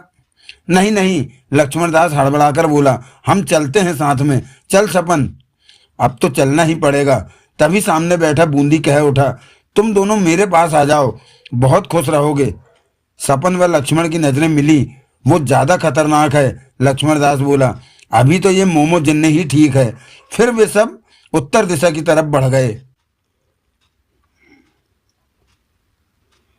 जंगल और घना होता जा रहा था, यहां तक कि पेड़ों के पत्ते जमीन को छू रहे थे। टहनियां नीचे तक झूल रही थीं। पेड़ों के ऊपरी हिस्सों पर टहनियां इस तरह फैली थी कि आसमान नजर नहीं आ रहा था। गुम जैसा वातावरण था यहाँ। उनके कदमों के नीचे सूखी टहनियां आती तो चरमराहट की आवाज गूंज उठती। सपन, मेरा तो दिल धड़क रहा है, लक्ष्मण दास सपन चड्डा से धीमे स्वर में बोला। मुझे भी घबराहट हो रही है। कैसी भयानक जगह है ये। हमारी दुनिया में तो ऐसी जगह नहीं होती। होती होंगी, हमने कौन सा देखा है। अब सोचता हूं कि नदी में ही कूद जाते, क्या पता मगरमच्छों से बचे ही जाते और इस जगह के बाहर पहुंच जाते। तब तो तेरे को वो बूंदी खतरनाक लगा था। हाँ, पर अब मोमो जिन्न खतरनाक लग रहा है।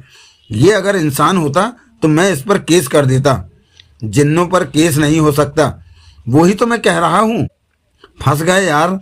मोमो जिन्न को मैं श्राप दे दूंगा कि अब की बार वो इंसान बने और मैं जिन्न। तब साले को कोई फायदा नहीं। तेरा श्राप कभी भी सफल नहीं होगा। हम साधारण इंसान हैं। मैं हिमालय पर जाऊंगा, वहां तपस्या करते साधु रहते हैं, उनसे श्राप दिलाऊंगा। तब उनका श्राप भी नहीं चलेगा। उनमें ज्यादातर चोर उचक्के होते हैं। दो को तो मैं जानता हूँ जो कानून से भागे हुए हैं और हिमालय पर जाकर धूनी रमा ली, फिर वहीं से अंडरवर्ल्ड को चलाने लगे। तेरा मतलब हर तरफ मुसीबत ही मुसीबत है। वो देख, पीछे बूंदी आ रहा है। लक्ष्मण दास ने चलते चलते तुरंत पीछे देखा। पीछे फासले पर बूंदी आ रहा था। ये तो हमारा पीछे कर रहा है। हमारा क्यों करेगा, हम तो शरीफ लोग हैं, सपन चड्डा ने कहा। मैं मोमो जिन्न को बताता हूँ। सपन चड्डा आगे जाते मोमो जिन्न के पास पहुंचकर बोला, बूंदी पीछे आ रहा है, आने दो। मोमो जिन्न ने पीछे नहीं देखा। उसके इरादे ठीक नहीं लगते, सपन चड्डा ने पुनः कहा। तुम फिक्र मत करो, वो हमें मार देगा। मेरे होते वो किसी का कुछ नहीं बिगाड़ सकता। मैं जानता हूं कि वो किसी पर हमला नहीं करेगा। क्यों? करना होता तो वो बेहोश पड़े जग्गू, गुलचंद और नानिया को ही जिंदा क्यों छोड़ता। वो मुझे और लक्ष्मण को मारेगा क्योंकि हम उसकी बात मानकर नदी में नहीं कूदे। मुझे डर लग रहा है। मेरे होते हुए डरो मत। सपन चड्डा ने गहरी सांस ली। पीछे से लक्ष्मण दास पास आ पहुंचा। क्या कहता है? तसल्लियां दे रहा है, सपन चड्डा बोला। लगता है हमारे साथ बहुत बुरा होने वाला है। लक्ष्मण दास ने चलते चलते पीछे देखा तो कह उठा, अब वो पीछे नहीं है। सपन चड्डा की नजरें पीछे गईं। कोई नया चक्कर चलाने गया होगा। देखना वो हमारी जान लेके रहेगा। चलते चलते उन्हें काफी वक्त बीत गया। मैं तो थक गया, सपन चड्ढा बोला। सीधे चलो, मोहम्मद जिन्ना ने कठोर स्वर में कहा, वरना नंगा करके। ठीक है, चल तो रहे हैं, सपन चड्ढा उखड़े स्वर में बोला। दूसरों को नंगा करने का तुम्हें ज्यादा शौक है। तुम्हारे पास तो वो सब सामान है नहीं जो दूसरों के पास है, इसी कारण तुम हमसे जलते हो। खामोश, हमें उस सामान की जरूरत नहीं पड़ती। हम सिर्फ चूम के ही काम चला लेते हैं। चूम के? किसे चूमते हो तुम? ये नहीं बताऊंगा, ये जिन्न जाति का बेहद व्यक्तिगत रहस्य है, लक्ष्मण दास सपन चड्ढा के कान में बोला। ये कहीं हमें चूमने का मौका तो नहीं ढूंढ रहा? चुप रहो। इंसानों को चूमने का मैंने सोचा भी तो जिन्न बिरादरी मुझे बोतल निकाला दे देगी। बोतल निकाला? हाँ, हम बोतलों में बंद होकर ही आराम करते हैं, वहीं हमें आराम मिलता है। फिर मुझे रहने को कोई बोतल नहीं मिलेगी। बोतल तो तुम्हें हम दे देंगे। वो बोतल नहीं, जिन्नों की बोतल खास होती है, बेहद आरामदेह, चौड़ी, लंबी, खास खुशबू भरी रहती है उसमें, मोहम्मद जिन्ना ने कहा।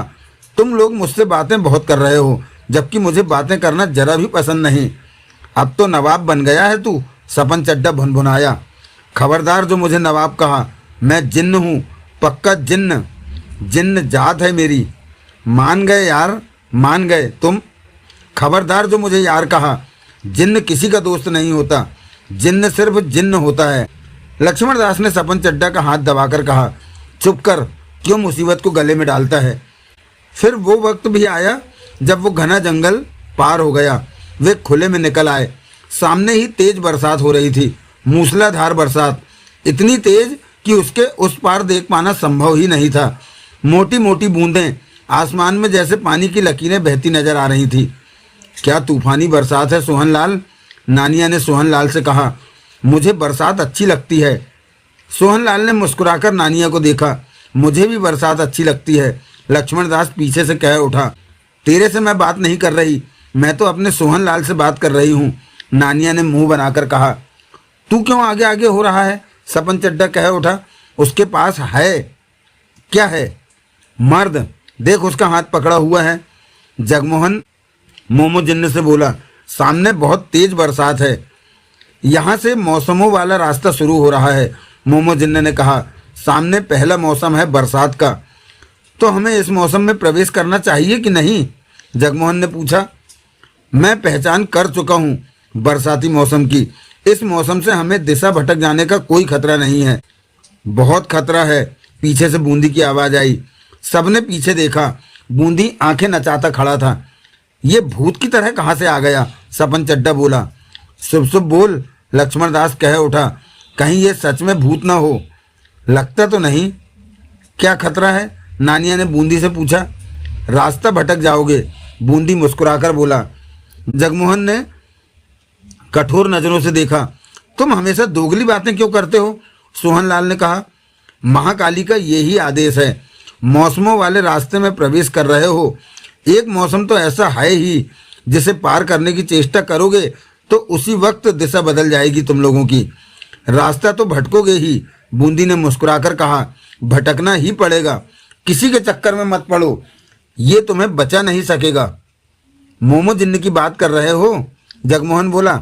नाम क्या लूं किसी का, तुम तो वैसे ही बहुत समझदार हो जग्गू। मोमो जिन्न ने बूंदी की तरफ पीठ कर ली।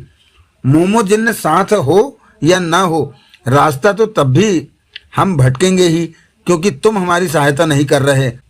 मैं पूरी तरह तुम लोगों के साथ हूँ। तो बताओ, रास्ता भटकने से कैसे बचेंगे? बच भी सकते हो और नहीं भी बच सकते। मौसमों के रास्ते पार करके देख लो। ये क्या नई बात बता रहे हो? एक बात तो होगी ही, नानिया ने तीखे स्वर में कहा। वही तो मैंने बताया है, बूंदी हंसा। किसी के चक्कर में मत पड़ो। तभी मोमो जिन्न कह उठा, चलो अब हम आगे चलेंगे। इसके साथ ही मोमो जिन्न चल पड़ा। बाकी सब उसके पीछे चल पड़े। तुम नहीं आओगे, लक्ष्मण दास बूंदी से बोला। जाने दे इसे, क्यों पीछे आने को कहता है, सपन चड्ढा ने कहा। वे सब बरसात के मौसम में प्रवेश करते चले गए। बूंदी भी बरसात के मौसम में प्रवेश कर गया। अगले ही पल बरसात की बूंदों से उसकी आकृति छिन्न भिन्न होने लगी। बरसात की बूंदें उसकी आकृति को मिटाने की चेष्टा कर रही थी। परंतु आकृति पुनः बनने की चेष्टा करती। हर पल जैसे उसकी आकृति खंडित होने को हो रही थी। बरसात सच में बहुत तेज थी। सिर पर हाथ रखकर वे बूंदों से बचने की चेष्टा कर रहे थे। तभी सपन चड्ढा ने पीछे देखा बूंदी की तरफ। बूंदी की आकृति को खंडित होते देखकर वो बरसात में ऊंचे स्वर में बोला, बूंदी को क्या हो रहा है, देख तो लक्ष्मण, बरसात ने बुरा हाल कर रखा है।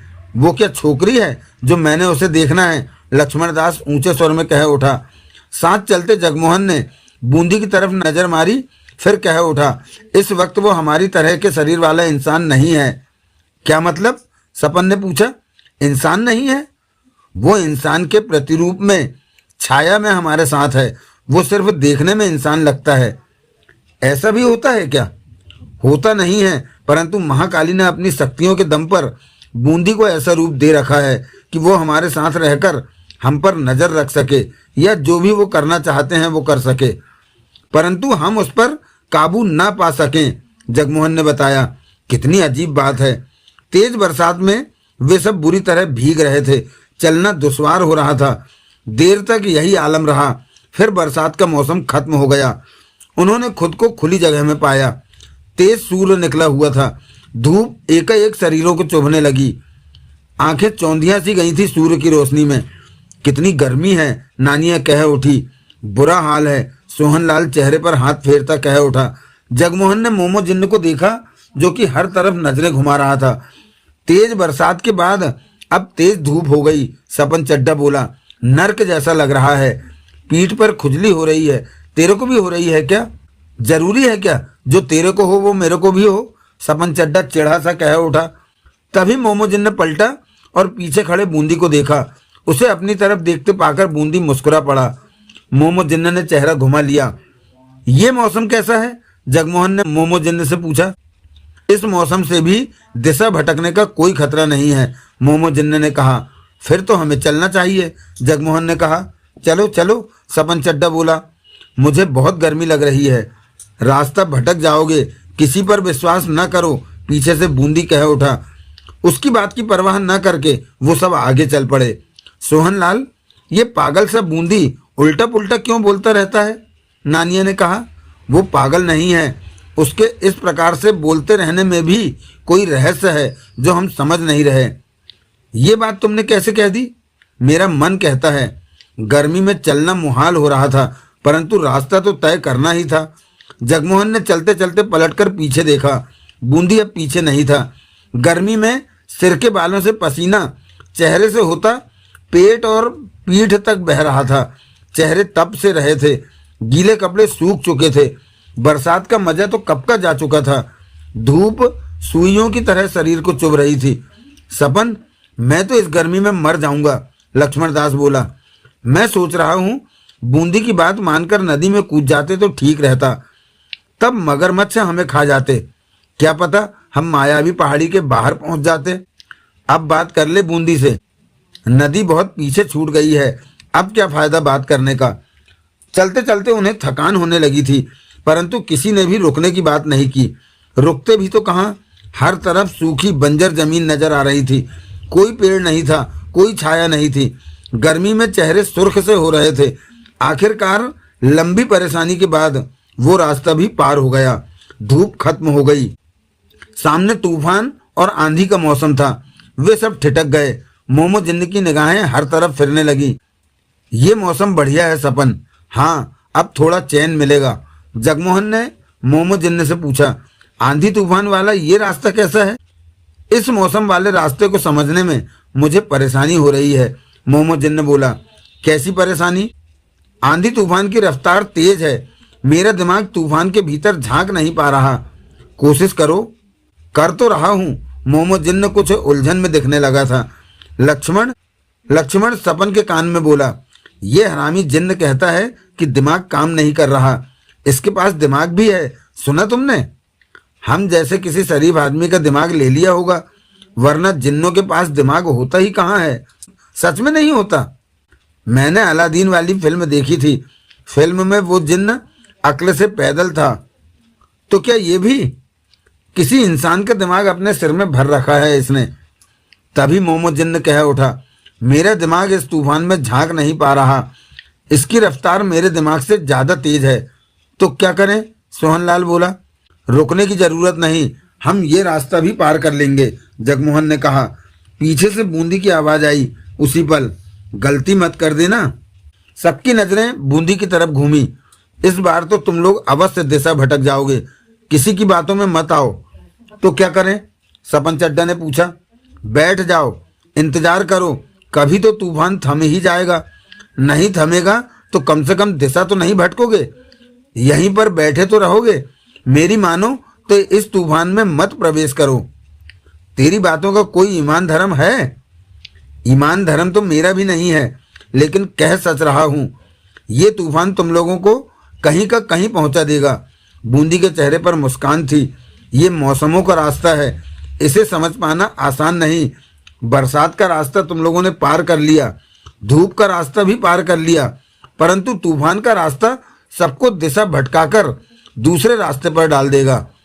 तुम अगर सच नहीं बोल सकते तो झूठ क्यों बोलते हो? जगमोहन गुस्से से बोला। क्या झूठ बोला है मैंने?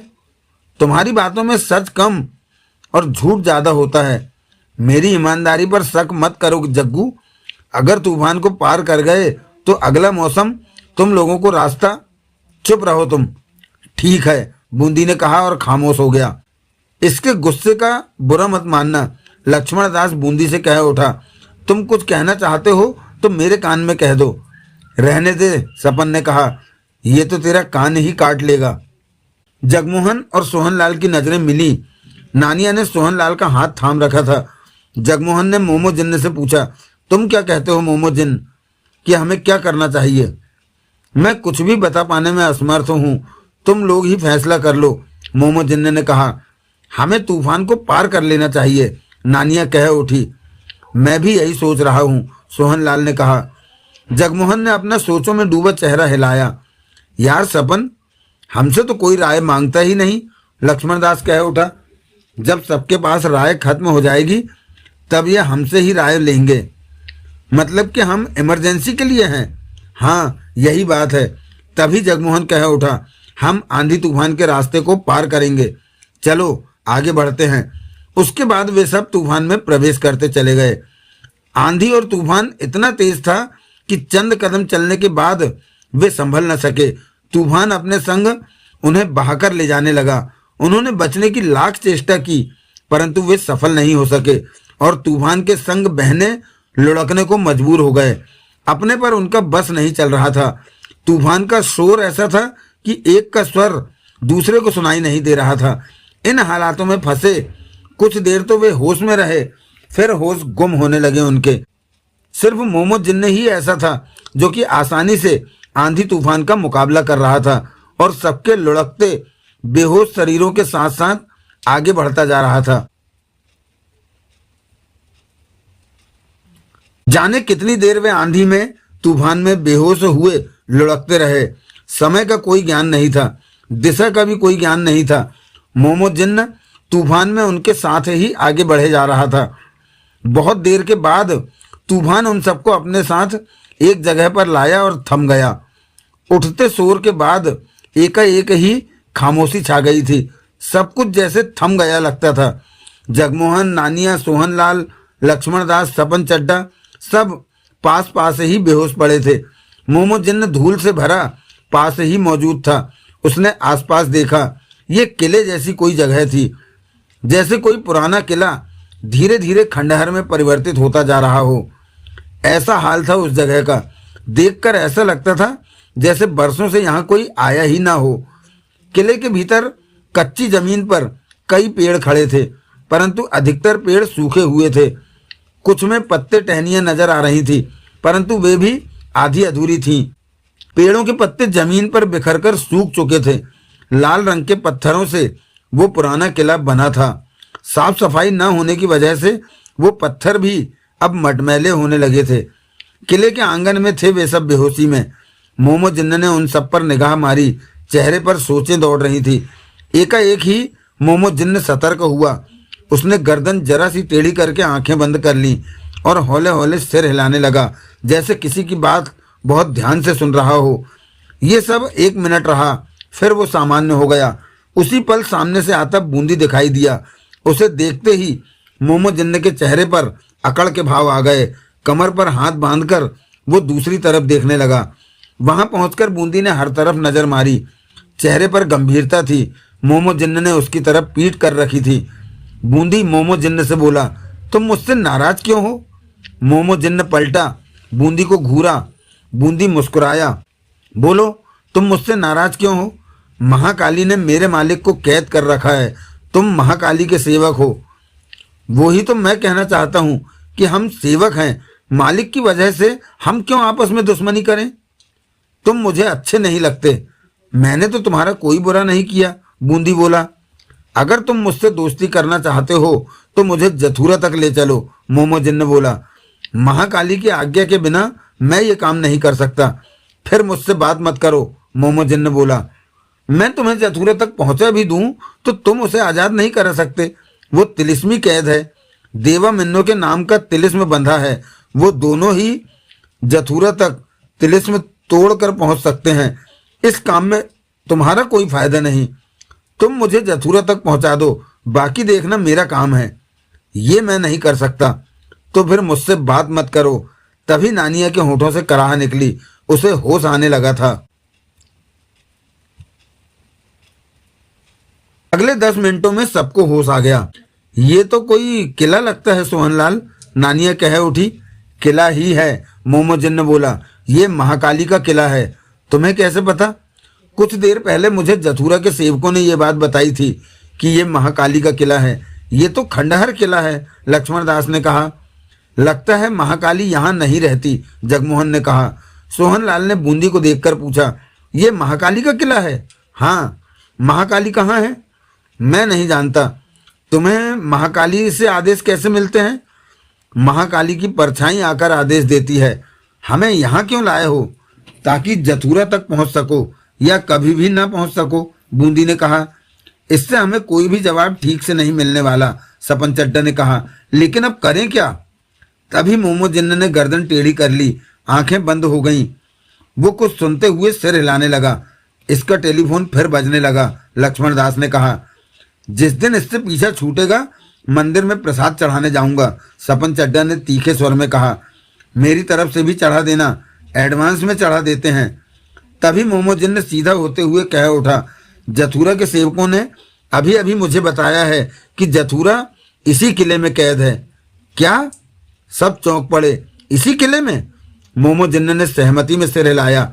जथुरा के सेवकों को यह बात कैसे पता चली? सोहनलाल ने पूछा।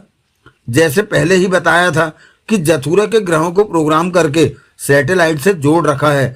सैटेलाइट जथुरा को ढूंढने का काम भी कर रहा था, परंतु पहले जथुरा के बारे में कोई खबर नहीं मिल रही थी। अब हम लोग यहाँ पहुंचे हैं तो सैटेलाइट सिग्नल भेजने लगा कि जिस किले में हम हैं जथुरा भी इसी किले में कैद है। तो ये बात मुझे बता दी गई। फिर तो हमने मैदान मार लिया, जगमोहन मुस्कुराकर कह उठा।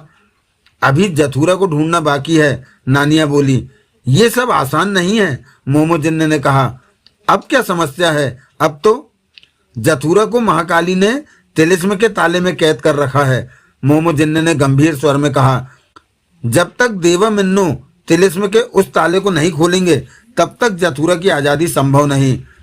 हम नहीं खोल सकते तिलिस्मी ताले को? सोहनलाल ने पूछा। नहीं, वो चाबी वाला ताला नहीं है, जगमोहन ने गहरी सांस लेकर कहा। देवराज चौहान और मोना चौधरी कैसे खोलेंगे तिलिस्मी ताले को? सोहनलाल ने पूछा। उनके छूने भर से रास्ता खुल जाएगा, क्योंकि उनके ग्रहों पर तिलिस्म बांधा गया है। अब क्या पता देवा मिन्नो कहाँ पर हैं, नानिया कह उठी। जगमोहन ने बूंदी को देखा। तुम्हें तो पता होगा कि देवराज चौहान और मोना चौधरी कहाँ पर हैं। या तो वो जिंदा हैं या मर गए, बूंदी ने मुस्कुराकर कहा। इससे बात करने का कोई फायदा नहीं, जगमोहन ने मुंह बिगाड़ा। हम पता तो लगा लें कि जथुरा कहाँ पर कैद है, नानिया बोली। हाँ, हम कम से कम ये तो कर ही सकते हैं, सोहनलाल ने कहा। सब उठकर मिट्टी धूल वाले कपड़े झाड़ने लगे। जगमोहन ने बूंदी से कहा, हमें पता तो चल ही गया है कि जथुरा यहीं कैद है। हम उसे ढूंढ ही लेंगे। बेहतर होगा कि तुम ही बता दो, हमें भटकना नहीं पड़ेगा। भटकने से फायदा भी हो सकता है और नुकसान भी हो सकता है, बूंदी ने कहा। फायदा हो सकता है? हाँ। किस बात का? भटकोगे तो पता चल जाएगा। फायदे के साथ नुकसान को मत भूलो। मैंने 2 बातें कही हैं। छोड़ो इसे, हम खुद ही जथुरा को ढूंढ लेंगे, नानिया ने तीखे स्वर में कहा। सोहनलाल ने मोमो जिन्ने से कहा, तुम नहीं बता सकते कि इस महल में जथुरा कहाँ है? मुझे ज्ञान होता तो मैं बता चुका होता, मोमो जिन्ने ने कहा। नजरें बूंदी पर गईं। उससे कहा, तुम बता दो। नहीं बता सकता, मुझे इसके लिए हुक्म नहीं है, बूंदी ने कहा। मोमो जिन्ने ने कठोर निगाहों से बूंदी को देखा। बूंदी मुस्कुरा पड़ा। फिर वे सब महल के भीतर की तरफ चल पड़े। हर तरफ सुनसानी थी। कभी ये महल कितना सुंदर रहा होगा, नानिया कह उठी। अब भी बहुत बेहतर है, जगमोहन बोला। साफ सफाई की जरूरत है। धूल भरी राहदारी में आगे बढ़ते जा रहे थे। उनके कदमों की आवाजें गूंज रही थीं। सामने ही सूखे पेड़ पर झूला लटका रखा था, परंतु झूलने वाला कोई नहीं था। जगह जगह स्त्री पुरुषों के बुत नजर आ रहे थे। कोई बुत तो राहदारी में खड़ा था। उन्हें इस तरह मौजूद बुतों का मतलब समझ नहीं आया। वो किले के भीतर जा पहुंचे थे। धूल मिट्टी जालों का ही साम्राज्य था हर तरफ। सपन, बोल लक्ष्मण, इस किले की साफ सफाई हो जाए तो ये कितना बढ़िया दिखेगा। यहाँ की जमीन का भाव क्या होगा? क्यों? मैं किले की कीमत लगाने की सोच रहा हूँ। ये दुनिया भी बुरी नहीं, यहाँ रहा जा सकता है। बूंदी से पूछूं किले की कीमत? अकेले में पूछना, लेकिन वो तो 2-2 कीमतें बताएगा। लालच दे देंगे कि सौदा करा दे, उसे 5% दे देंगे, फिर तो सीधे ढंग से बात करेगा ही। ये तूने ठीक कही। राहदारी के अंतिम छोर पर बने वे एक हॉल में पहुंचे। बैठक जैसा कमरा था ये। ऊंची छत, लटकता फानूस, एक तरफ लंबी सी मूर्ति खड़ी थी जिस पर धूल पड़ी थी। बैठने के लिए लकड़ियों की कुर्सियों पर गद्दे रखे थे। फर्श पर कालीन था। दीवारों पर धूल से अटी पेंटिंग्स थी। देखने भर से ही इस बात का एहसास हो रहा था कि साफ सफाई होने पर यह शानदार दिखेगा। हवा का झोंका भीतर तक आ जाता तो छत पर लटकते जाले सांप की तरह बल खाते दिखाई देते। यहाँ धूल न होती तो आराम करने का मजा आता, नानिया कह उठी। सोहनलाल, हाँ, तेरा घर भी ऐसा है? नहीं, वो तो बहुत छोटा है। कोई बात नहीं, मैं छोटे घर में रह लूंगी। अभी घर मत बसाओ, यहाँ पर जथुरा को ढूंढो। किले में जाने कितने कमरे होंगे, तहखाने होंगे, जगमोहन बोला। हमें बहुत मेहनत करनी पड़ेगी, वक्त भी बहुत लगेगा। जथुरा की कोई तस्वीर होगी, लक्ष्मण दास बोला। तस्वीर? वो मिल गया तो उसे पहचानेंगे कैसे? कोई जिंदा इंसान यहाँ पर मिल जाए तो उसे पकड़ लेना। ठीक है, हमें क्या, सपन चड्डा लक्ष्मण के कान में बोला। हमने कौन सा जथुरा को ढूंढने में सिर खपाना है। तभी मोमो जिन्न की गर्दन टेढ़ी हो गई, आंखें बंद हो गईं। वो सुनने लगा कुछ। आ गया टेलीफोन। फिर मोमो जिन्न सीधा हुआ और बोला, जथुरा के सेवकों ने कहा है कि ये जगह अच्छी तरह साफ करो, हर चीज चमका दो। क्यों? इससे हमारे बैठने की जगह भी बन जाएगी और आने वाले वक्त में सफाई हमारे काम आएगी, मोमो जिन्न ने कहा। क्या काम? मैं नहीं जानता। जो मुझे कहा गया वो मैंने कह दिया। सफाई करना जरूरी है? जरूरी है, तभी तो आदेश मिला है। कर देते हैं सफाई, नानिया कह उठी। सोहनलाल, तुम भी मेरे साथ सफाई में लग जाना। तुम जो कहोगी मैं वो ही करूंगा। जगमोहन ने गहरी सांस ली। ये नौबत आ गई लक्ष्मण कि अब झाड़ू सफाई करनी पड़ रही है, सपन चड्डा बोला। मोमो जिन्न की वजह से हमारा यह हाल हो रहा है। हम क्या सफाई करने वाले हैं? जो मौका मिला तो मोमो जिन्न को नहीं छोड़ेंगे, पीठ की तरफ से छुरा मार देंगे। वो कमीना हमारे पास ही आ रहा है। तब तक मोमो जिन्न पास आकर बोला, सेंसर लगे होने की वजह से मैं तुम दोनों की बातें सुन रहा हूं, तो हम कौन सा छिपकर बातें कर रहे हैं। क्यों सपन? हाँ हाँ, हमें पता है कि तुमने हमारे कानों में कहीं सेंसर लगा रखे हैं, सपन चड्डा ने कहा। तुम दोनों को मेरा कोई डर नहीं, मोमो जिन्न कठोर स्वर में बोला। नहीं, मैं तुम दोनों को अभी नंगा करके। सपन, थोड़ा तो हमें डरना चाहिए, लक्ष्मण दास जल्दी से कह उठा। हाँ, थोड़ा तो हम डरते ही हैं, सपन चड्डा ने सिर हिलाया। मोमो जिन्न ने दोनों को सख्त नजरों से घूरा। मेरी पीठ में छुरा मारोगे? वो तो हम मजाक कर रहे थे, लक्ष्मण दास ने दांत दिखाए। चलो सफाई करो। हाँ हाँ, वो ही तो हम करने जा रहे थे। उसके बाद वे सब उस हालनुमा कमरे को साफ करने पर लग गए। मेहनत वाला और लंबा काम था। बूंदी एक तरफ शांत और गंभीर मुद्रा में खड़ा था। जगमोहन बूंदी से कह उठा, इस तरह खड़े तुम किसका अफसोस मना रहे हो? अपने भाई बांदा के बारे में सोच रहा हूं कि कब उससे मिलूंगा। बूंदी ने लंबी सांस लेकर कहा। इससे बात करके वक्त बर्बाद मत करो, मोमो जन्ने ने कहा। तुम सफाई नहीं कर रहे? सपन चड्डा मोमो जन्ने से कह उठा। मैं सफाई करूंगा कहते हुए तुम्हें शर्म नहीं आती?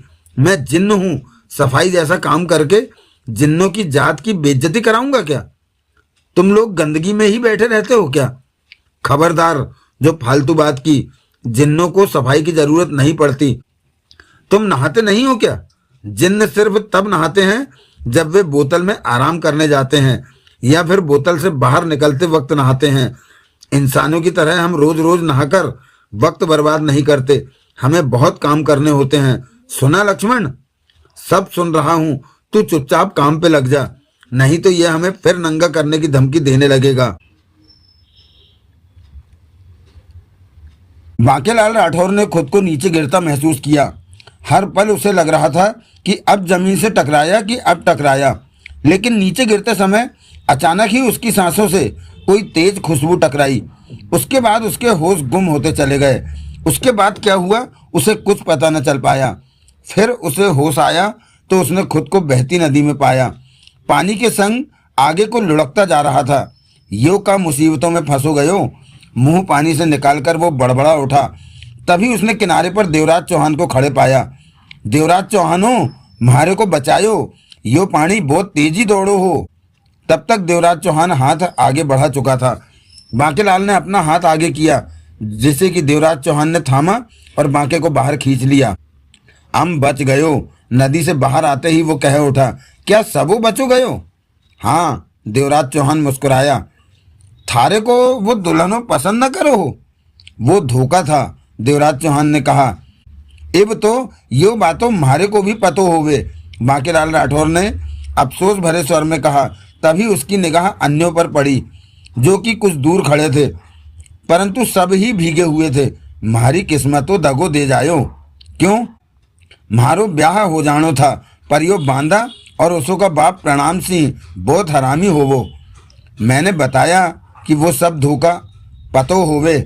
थारे संग वहां पे का होवे हो? जो तुम्हारे साथ हुआ वो ही मेरे साथ हुआ। म्हारे संग तो बहुत बुरो मजाक होवो हो। किस्मतों ही फूट गयो हो। एब हम किधरो होवे पता नहीं। हम सब भी अभी यहाँ पहुँचे हैं। तन्ने म्हारे को बचा लयो, नहीं तो नदी के संगो जानो किधरो खिसक जायो हम। देवराज चौहान और बांके अन्यों के पास जा पहुँचे। कैसा होइला बाप? रुस्तम राव मुस्कुराकर बोला। पूछ मत छोरे, घणो बुरा हो गयो म्हारे संग। ब्याह नहीं होइला? नहीं, म्हारे को वो आसमानी कपड़ों वाली पसंदो होवे। बांके ने गहरी सांस ली। दुल्हन देखी बाप? साड़ी में तो वो हरामो प्रणाम से ही बैठो हो, म्हारे को नीचे फेंक दयो। मन ने तो सोचो कि ब्याह हो ही गयो, पर वो हरामो तो दामोदों की खातिरों खूब पटक पटक के करो हो। लेकिन उन्होंने हमारे साथ ये व्यवहार क्यों किया? पारसनाथ ने कहा। इस तरह वे हमें रास्ते से भटका रहे हैं, रातुला ने कहा। किस रास्ते से? तबेरा कह उठी। अभी तो रास्ता हमें मिला ही नहीं। हम भीतर पहुंचे तो महाकाली का सेवक बांदा हमारे साथ चल पड़ा। उसने हमें ठीक से सोचने ही नहीं दिया और हमें उलझाता चला गया। ये ही बात है, देवराज चौहान कह उठा। हमने जथुरा तक पहुंचने के लिए रास्ता तय किया ही नहीं कि बांदा और प्रणाम सिंह हमें किसी न किसी रास्ते पर धकेले जा रहे हैं। हम जाने कहाँ पहुंचते जा रहे हैं। ऐसा क्यों कर रहे हैं वो हमारे साथ? महाजन ने कहा। शायद इसलिए कि हम सोच समझकर सही रास्ता न चुन सकें। ये हमारा विचार है, परंतु असल बात जाने क्या होगी? रातुला गंभीर स्वर में बोला। असल बात तो यह है कि महाकाली हमें जथुरा तक नहीं पहुंचने देना चाहती, देवराज चौहान ने कहा। ये तो पक्का होइला बाप, रुस्तम राव ने सिर हिलाया। महाकाली के इशारे पर बांदा और प्रणाम सिंह कुछ न कुछ करके हमें भटका रहे हैं। अब हम बांदा की कोई बात नहीं मानेंगे, मोना चौधरी कह उठी। पहले भी हम कहाँ उसकी बात मानते रहे हैं, नगीना ने कहा, परंतु हालात हर बार इस तरह हो जाते हैं कि हमें बांदा की बात मानने के लिए मजबूर होना पड़ता है।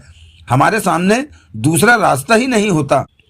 इस बार जो भी हो जाए बांदा की बात नहीं मानेंगे, मोना चौधरी ने दृढ़ स्वर में कहा। ऐसा ही करेंगे, पारसनाथ ने कहा। तभी देवराज चौहान ने मोना चौधरी से कहा, प्रणाम सिंह ने तुम्हें गहरे कुएं में फेंक दिया, परंतु नीलकंठ तुम्हें बचाने नहीं आया, बल्कि वो आया ही नहीं। मोना चौधरी के होंठ सिकुड़े। देवराज चौहान को देखने लगी वो। ओह, नीलकंठ के बारे में तो मैंने भी नहीं सोचा था। महाजन ने मोना चौधरी को देखा। नीलकंठ क्यों नहीं आया तुम्हें बचाने? नगीना कह उठी। मैं नहीं जानती। मोना चौधरी के चेहरे पर उलझन थी। तभी महाजन ने पुकारा, नीलकंठ। अगले ही पल मोना चौधरी के होठों से मर्दानी नीलकंठ की खरखराती आवाज निकली। क्या है? तू मोना चौधरी को बचाने क्यों नहीं आया जब प्रणाम सिंह ने इसे कुएं में फेंका? मैं वहीं था तब, तो बचाया क्यों नहीं? नीलकंठ की तरफ से आवाज नहीं आई। तू तो मोना चौधरी के आशिक होने का दम भरता था, अब क्या हो गया तुझे? नगीना बोली। मैं इस मायावी पहाड़ी के हालातों को समझने की चेष्टा कर रहा हूँ। क्या मतलब? मतलब ही तो अभी तक मेरे सामने स्पष्ट नहीं है जो बता सकूं। नीलकंठ की आवाज मोना चौधरी के होठों से निकली। तुम स्पष्ट बात नहीं कर रहे, महाजन ने कहा। मैंने कब कहा कि मैं स्पष्ट बात कर रहा हूं? इस बारे में मैं फिर बात करूंगा, पहले कुछ समझ लूं। तुम क्या समझना चाहते हो? अभी नहीं बता सकता, परंतु मैं मिन्नो के पास ही हूं और मिन्नो का अहित नहीं होने दूंगा। अभी मैं जा रहा हूं। उसके बाद नीलकंठ की आवाज नहीं आई। मोना चौधरी सामान्य अवस्था में आ गई थी। नीलकंठ पर किसी तरह का शक मत करो, मोना चौधरी बोली। वो हमारे ही काम में व्यस्त है। हमारे काम में? महाकाली वाले काम में ही, मोना चौधरी ने सोच भरे स्वर में कहा। देवराज चौहान की निगाह आसपास की जगहों पर घूमने लगी। मखानी, जो कि देर से सब्र किए बैठा था, वो दबे पांव कमला रानी के पास पहुंचा। मेरी कमला रानी कैसी है? मखानी ने प्यार से कहा। कमला रानी ने उसे घूरा। ऐसे क्या देखती है? मखानी का स्वर प्यार से भरा ही था। जब तू प्यार से बोलता है तो तेरी नीयत ठीक नहीं होती। मेरी नीयत ठीक ही है। मखानी प्यार में डूबा हुआ था। मांगेगा तो नहीं? जरूर मांगूंगा। मखानी ने दांत फाड़े। उसके लिए ही तो प्यार से बोल रहा हूँ। पानी में भीगने के बाद से ठंड लग रही है, गर्मी की जरूरत है। दे दे कमला रानी, थोड़ी तबीयत संभल जाएगी। नहीं, दे देना, मखानी ने मुंह लटकाकर कहा। चुम्मी ले ले। नहीं, अब चुम्मी से काम नहीं चलता। ठोस चीज चाहिए जिससे कि पेट भर जाए, आत्मा प्रसन्न हो जाए। और कुछ नहीं मिलेगा, कमला रानी ने जिद भरे स्वर में कहा। अड़ मत, कभी तो चुम्मी दे रही हूं, वो ही ले ले, नहीं तो उससे भी जाएगा। मैं कोई बच्चा थोड़े ना हूं जो चुम्मी से टरका रही है, मखानी ने नाराजगी से कहा। अब तेरे को चुम्मी भी नहीं दूंगी, कमला रानी ने मुंह बनाकर कहा। तू बहुत पत्थर दिल है, मखानी बोला। कमला रानी ने लंबी सांस ली और कह उठी, तेरे को कब समझ आएगी? समझदार बहुत हूं, तभी तो। बेवकूफ, जब औरत चुम्मी देने के लिए तैयार हो तो समझ जा कि सब काम के लिए वो तैयार है। चुम्मी लेने के बहाने औरत को एक तरफ ले जा और मखानी की आंखें चमकी। और तेरा सिर? समझ गया समझ गया, चल आ जरा। किधर? साइड में, चुम्मी लेनी है। अब तो पानी सारा ठंडा हो गया और तू अभी तक अंडा हाथ में पकड़े उबालने की सोच रहा है, कमला रानी ने मुंह बनाया। क्या मतलब? बाद में, अभी वक्त नहीं है। ये क्या बात हुई? सुना नहीं तूने? वक्त निकल गया। अंडा हाथ में पकड़े रख, दोबारा जब मौका मिले तो उबाल लेना, तब तक तो अंडा टूट जाएगा। मखानी ने फिर से मुंह लटका लिया। कोई बात नहीं, टूटने दे, घर का अंडा है, दोबारा हाथ में आ जाएगा। सामने घना जंगल नजर आ रहा था। इस तरफ बहती नदी थी, कोई और रास्ता नहीं था जाने का। अब क्या करें, किधर जाएं? महाजन बोला। हमें रास्ता भी तो नहीं पता। ये भी नहीं पता कि हम कौन सी दिशा में हैं। हमें जंगल में जाना होगा, वो ही रास्ता है, मोना चौधरी ने कहा। कहीं तो पहुंचेंगे, लेकिन हमने जथुरा को तलाशना है, रातुला ने कहा। कहाँ है जथुरा? मोना चौधरी ने रातुला से पूछा। रातुला से कुछ कहते न बना। मोना चौधरी ठीक कहती है कि हमें चल देना चाहिए, देवराज चौहान बोला। आगे जैसा रास्ता मिलेगा वैसा ही काम करेंगे। दूसरी कोई राय नहीं थी। वे सामने नजर आ रहे जंगल की तरफ बढ़ गए। अनजान रास्ता, अनजान मंजिल, दिशा का भी कुछ पता नहीं था।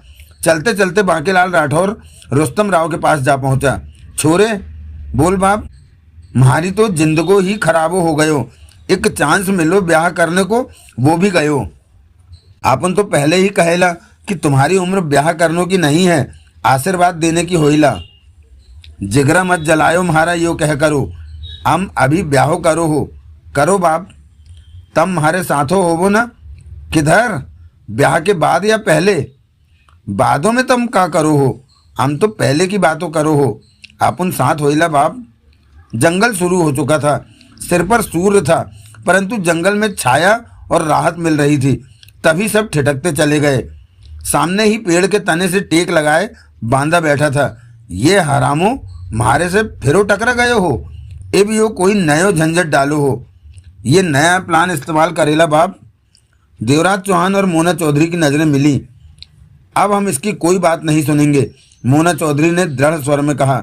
ये यूं ही हमारे सामने बार बार नहीं आ रहा, देवराज चौहान बोला। इसका अवश्य कोई खास मतलब है, और वो मतलब तुम नहीं जानते। नहीं, अब हम इसकी बातों में नहीं आने वाले। मोना चौधरी ठीक कह रही है, नगीना बोली। हम इसके पास नहीं रुकेंगे। फिर वे सब बांदा को पार करते हुए जंगल में आगे बढ़ते चले गए। ये देखकर बांदा फौरन उठा और उनके साथ साथ चलता कह उठा, आप लोग मुझे हमेशा पीछे छोड़कर आगे चल पड़ते हैं। मैं खुद को अकेला महसूस करता हूँ। किसी ने उसकी बात का जवाब नहीं दिया। मेरे से क्या गलती हो गई जो बात भी नहीं कर रहे? बांदा पुनः बोला। तम बहुत कमीनो होवे, बांकेलाल राठौर कह उठा। मैंने ऐसा क्या कर दिया भंवर सिंह, तन्ने म्हारे ब्याह को टांग मारो हो।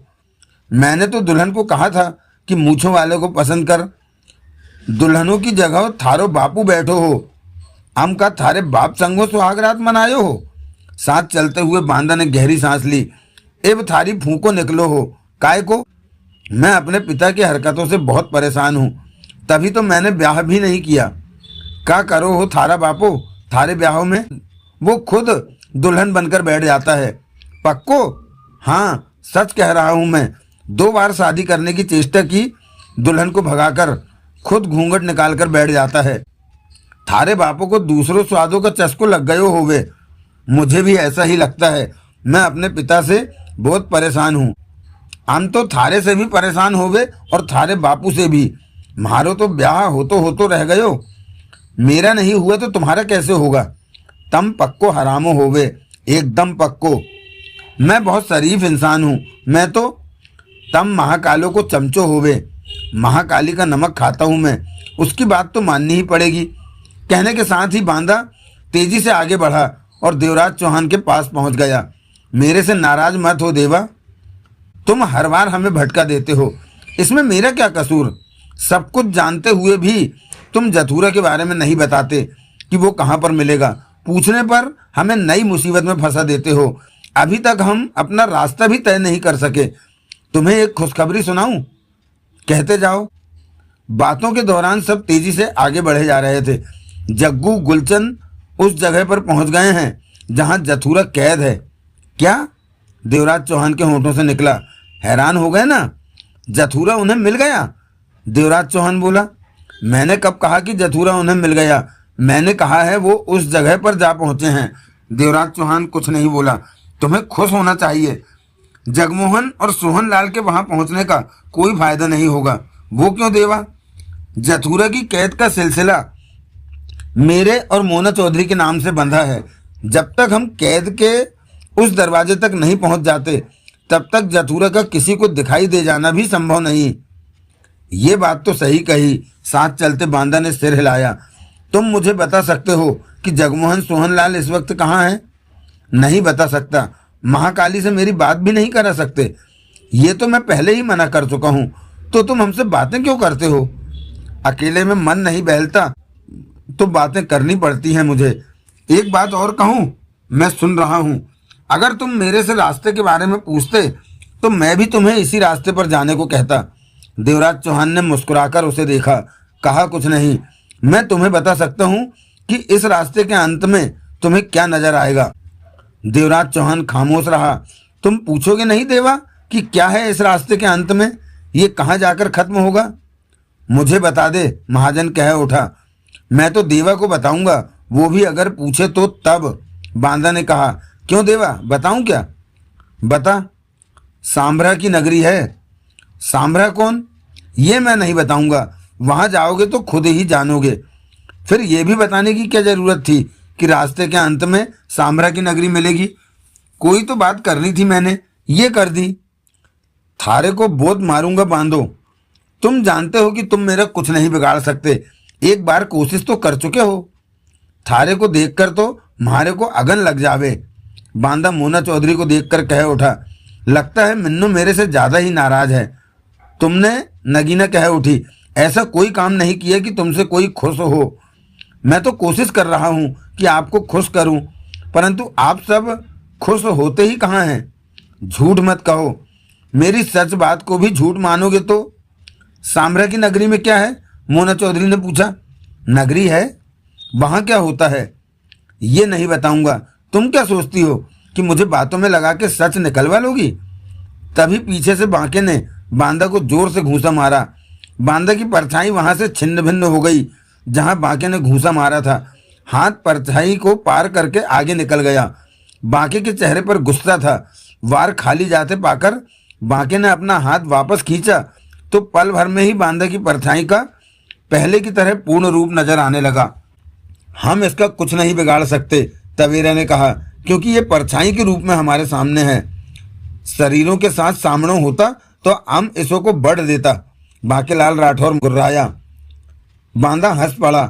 महाकाली को पता था कि ऐसा होगा, तभी तो उसने परछाई के रूप में तुम लोगों के सामने जाने को कहा। तुम्हें लगता नहीं कि तुम घटिया हो? पारसनाथ बोला। क्यों? मुसीबत में पड़े लोगों के सामने और मुसीबतें डाल रहे हो? मैं तुम लोगों को फौरन मुसीबत से छुटकारा दिला सकता हूँ। वो कैसे?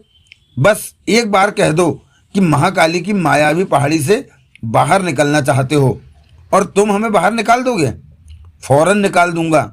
अच्छा रास्ता यही है कि यहाँ से वापस चले जाओ। यही तो महाकाली चाहती है। महाकाली तो बहुत कुछ चाहती है, परंतु इस वक्त तुम अपनी बात करो। निकालूं बाहर? हम जथुरा को आजाद कराने आए हैं यहाँ। ये काम तुम लोगों के बस का नहीं। तुम हमें जथुरा तक पहुंचा दो, बाकी काम हम पूरा कर लेंगे, पारसनाथ ने कहा।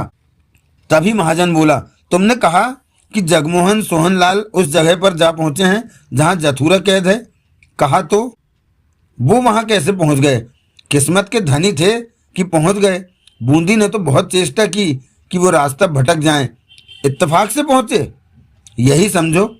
तुम्हें अब चले जाना चाहिए यहाँ से। मैं जानता हूँ मेरी कोई इज्जत नहीं है, क्योंकि हर जगह पर बिन बुलाए ही पहुंच जाता हूँ। तम तो नंबरी बेइज्जतो होवे, थारी तो मूछो भी ना होवे। मेरे ख्याल में मुझे चुपचाप तुम लोगों के साथ चलते रहना चाहिए। तुम चले क्यों नहीं जाते? क्योंकि तुम सबको समझाने की जरूरत पड़ेगी अभी, वरना बहुत बड़ी गलती कर दोगे। कैसी गलती? जब समझाऊंगा तो समझ जाओगे। ये हमें गलत रास्ता ही, गलत बात ही समझाएगा, मोना चौधरी सख्त स्वर में कह उठी। जवाब में बांदा मुस्कुराता रहा, कहा कुछ नहीं। लंबे वक्त के बाद उन सबका सफर खत्म हुआ। जंगल से वे बाहर निकल आए। सामने ही चारदीवारी जाती दिखाई दी, जो कि 10 फीट ऊंची थी। कुछ दूर चारदीवारी में लगा 20 फुट बड़ा लकड़ी का फाटक लगा नजर आया। ये नज़ारा सब देख रहे थे। बांधो, ये का होवे? चारदीवारी के भीतर सांभरा की नगरी है, बांदा ने बताया। वो इत्तो बड़ो दरवाजो? नगरी के भीतर प्रवेश करने का दरवाजा है। चल लो, हम नगरों के भीतरों जायो, बांकेलाल राठौर ऊंचे स्वर में बोला। वहां लफड़ा होइला बाप। थारे को कैसो पतो कि वहां पे लफड़ो होवे? आप उनका दिल कहेला बाप। थारा दिल जरूरतों से ज्यादा बोलो हो। देवराज चौहान ने बांदा को देखा तो बांदा ने मुंह फेर लिया। इससे कुछ मत पूछो, मोना चौधरी कह उठी। फिर सब चारदीवारी में लगे लकड़ी के फाटक की तरफ बढ़ गए। तवेरा को चुप चुप पाकर रातुला उसके पास आकर बोला, तुम क्यों खामोश हो तवेरा? रातुला, मैं नीलकंठ के बारे में सोच रही हूँ, तवेरा सोच भरे स्वर में कह उठी। क्या? वो अचानक खामोश क्यों हो गया? वो तो मिन्नू का साथ देने का वादा करने को बोला, परंतु जब प्रणाम सिंह ने एक एक करके सबको उस गहरी जगह में फेंका तो नीलकंठ ने मिन्नू को बचाया क्यों नहीं? तेरे को इसमें रहस्य लगता है? रहस्य तो अवश्य है। वो क्या? मैं नहीं समझ पा रही। नीलकंठ बिना वजह तो पीछे हटा नहीं। अवश्य कोई गहरी बात है जो कि पूछने पर भी नीलकंठ ने बताया नहीं। तबेरा ने कहते हुए रातुला पर निगाह मारी। रातुला ने फिर कुछ नहीं कहा। मखानी चलते समय रह रहकर नाराजगी भरी निगाहों से कमला रानी को देख लेता था। कमला रानी को उसकी नाराजगी का एहसास था, तभी तो वो मखानी की तरफ देख ही नहीं रही थी। वो सब चारदीवारी में लगे लकड़ी के फाटक पर जा पहुंचे। वहां पीले कपड़ों में भाला थामे 2 पहरेदार खड़े थे। दरवाजा बंद था। भीतरों को चल लो, ठंडा पानी तो पीनो के मिलो हो, बांकेलाल राठौर कहता हुआ दरवाजे की तरफ बढ़ा। तभी बांदा कह उठा, ये गलती मत करना। बांके ठिठका। सबकी निगाह बांदा की तरफ गई। थारे को का दर्द होवे म्हारे भीतरों जानो में? अंदर तुम सबके लिए भारी खतरा है। कैसे? महाजन ने पूछा। ये पहरेदार तो तुम लोगों को भीतर जाने देंगे, परंतु सांभरा के लोग तुम सबको पकड़कर बंदी बना लेंगे। सांभरा जाति की रीति है कि जो भी बाहरी व्यक्ति नगरी में प्रवेश करता है उसे सांभरा का एक काम पूरा करना पड़ता है। जो उनके कहे काम को पूरा नहीं कर पाता उसे वे जान से मार देते हैं। थारी बातों का भरोसा हमारे को ना होवे। ये बात मैं एकदम सच कह रहा हूँ, बांदा ने कहा। हम सांभरा की नगरी में जाएंगे, मोना चौधरी कह उठी। नगीना ने देवराज चौहान से पूछा, आप क्या कहते हैं? मुझे किसी भी बात पर कोई ऐतराज नहीं, क्योंकि हम दिशा भटके हुए हैं। हमें नहीं मालूम कि जथुरा कहाँ पर है और हमें किस तरफ जाना है। रास्ता बताने वाला भी कोई नहीं है, देवराज चौहान ने शांत स्वर में कहा। शायद इस नगरी से हमें पता चल सके कि जथुरा कहाँ पर है। क्या पता वो इसी नगरी में हो, नगीना बोली। तभी रातुला पास आकर बोला, क्या तुम नगरी के भीतर जाने को तैयार हो? हाँ, बांदा पुनः कह उठा।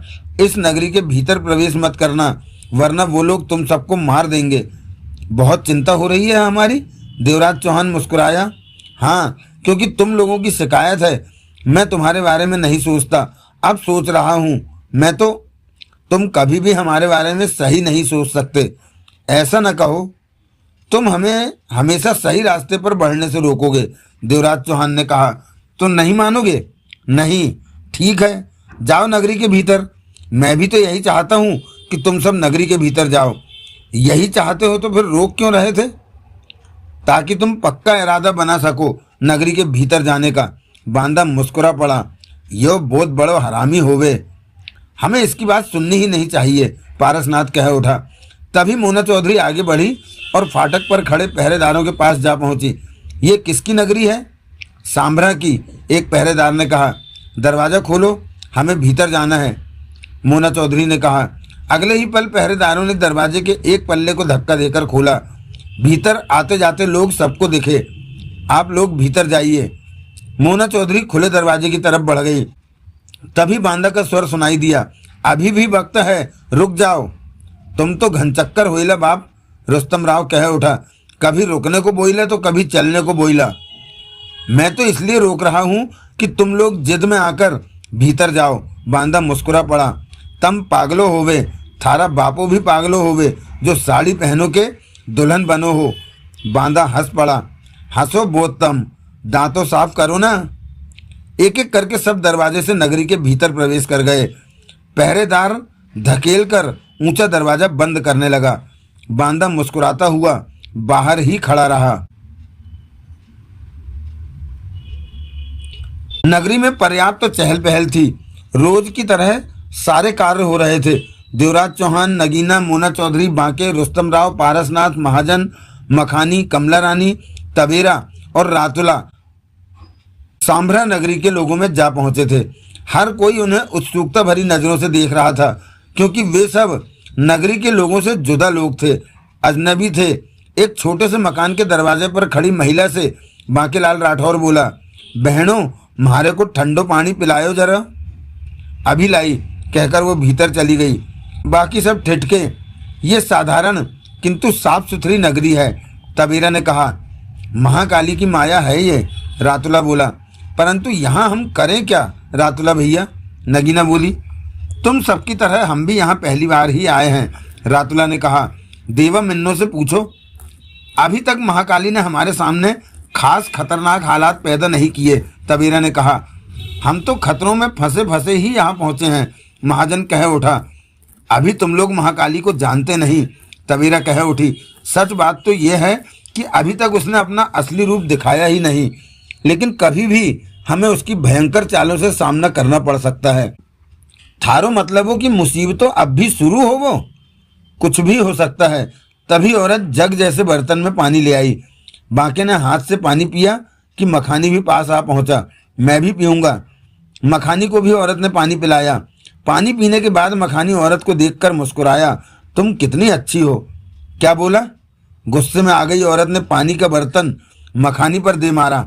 मखानी बर्तन से बाल बाल बचा और तेजी से आगे बढ़ गया। सब चल पड़े। कमला रानी मखानी के पास पहुंची और कह उठी, क्या कहा था तूने औरत से?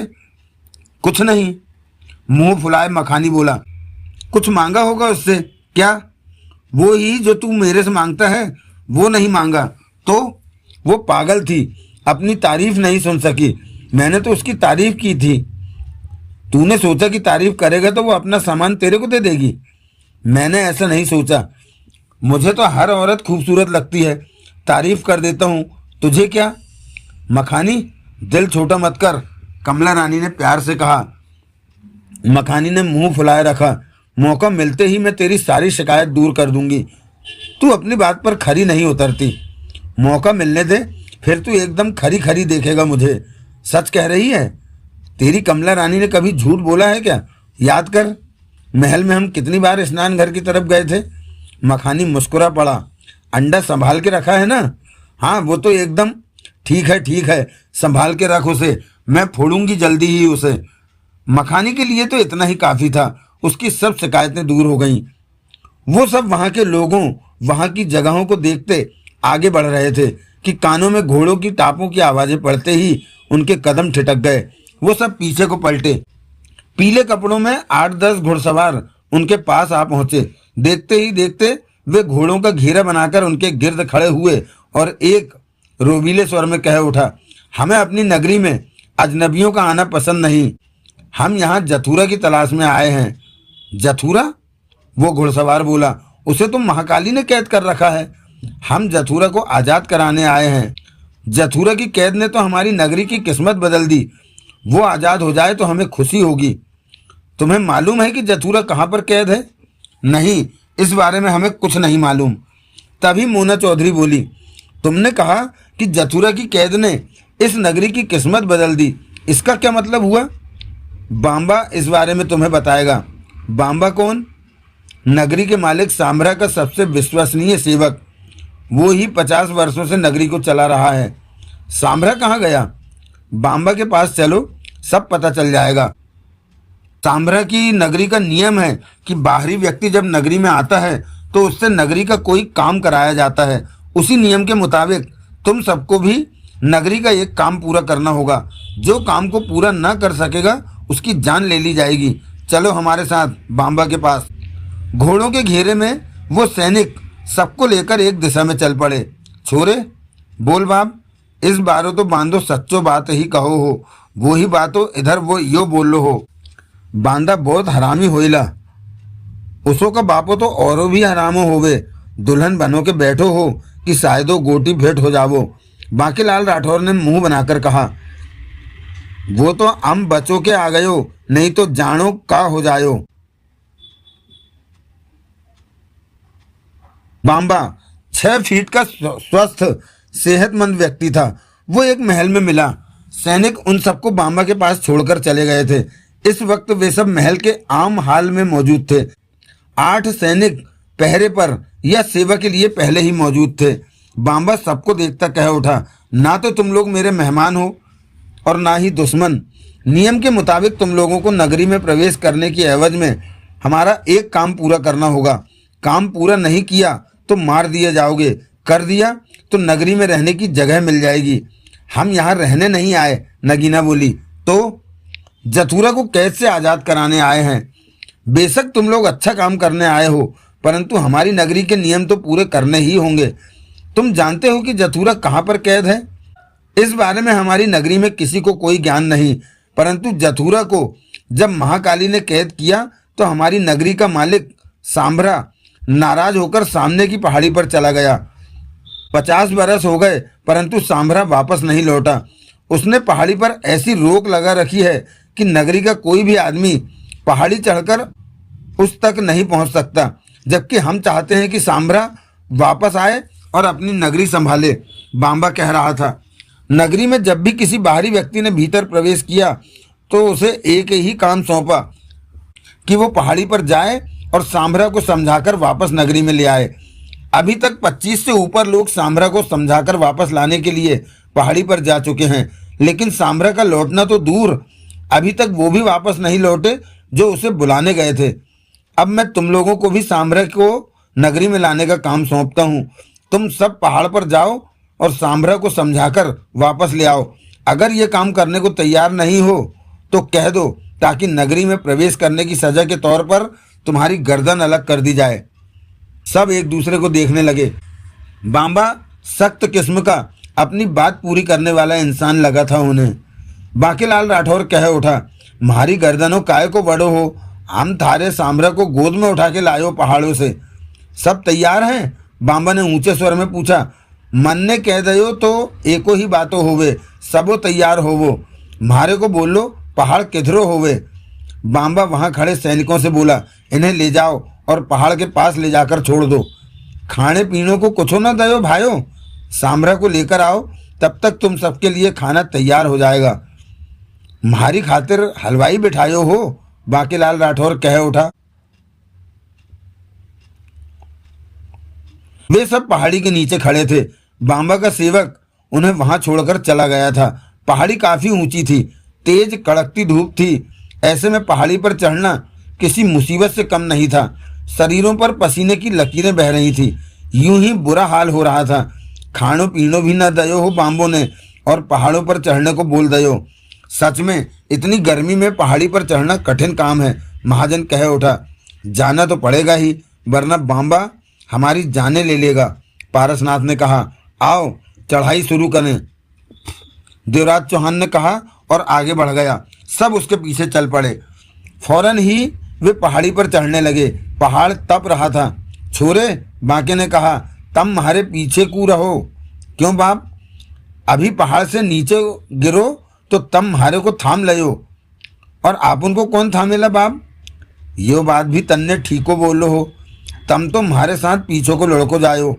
पहाड़ पर चढ़ते हुए नगीना देवराज चौहान के पास पहुंचकर कह उठी, यहाँ पर हमारे साथ क्या हो रहा है, बताएंगे आप? क्या पूछना चाहती हो? देवराज चौहान बोला। जब से हमने महाकाली की मायावी पहाड़ी में प्रवेश किया है तब से हमें चैन नहीं मिल रहा। हमारे साथ कुछ न कुछ ऐसा हो रहा है कि अपने इरादों को छोड़कर हम फालतू के कामों में व्यस्त होते जा रहे हैं। नगीना ने कहा, हाँ, हर समय महाकाली हमें उलझाए हुए है।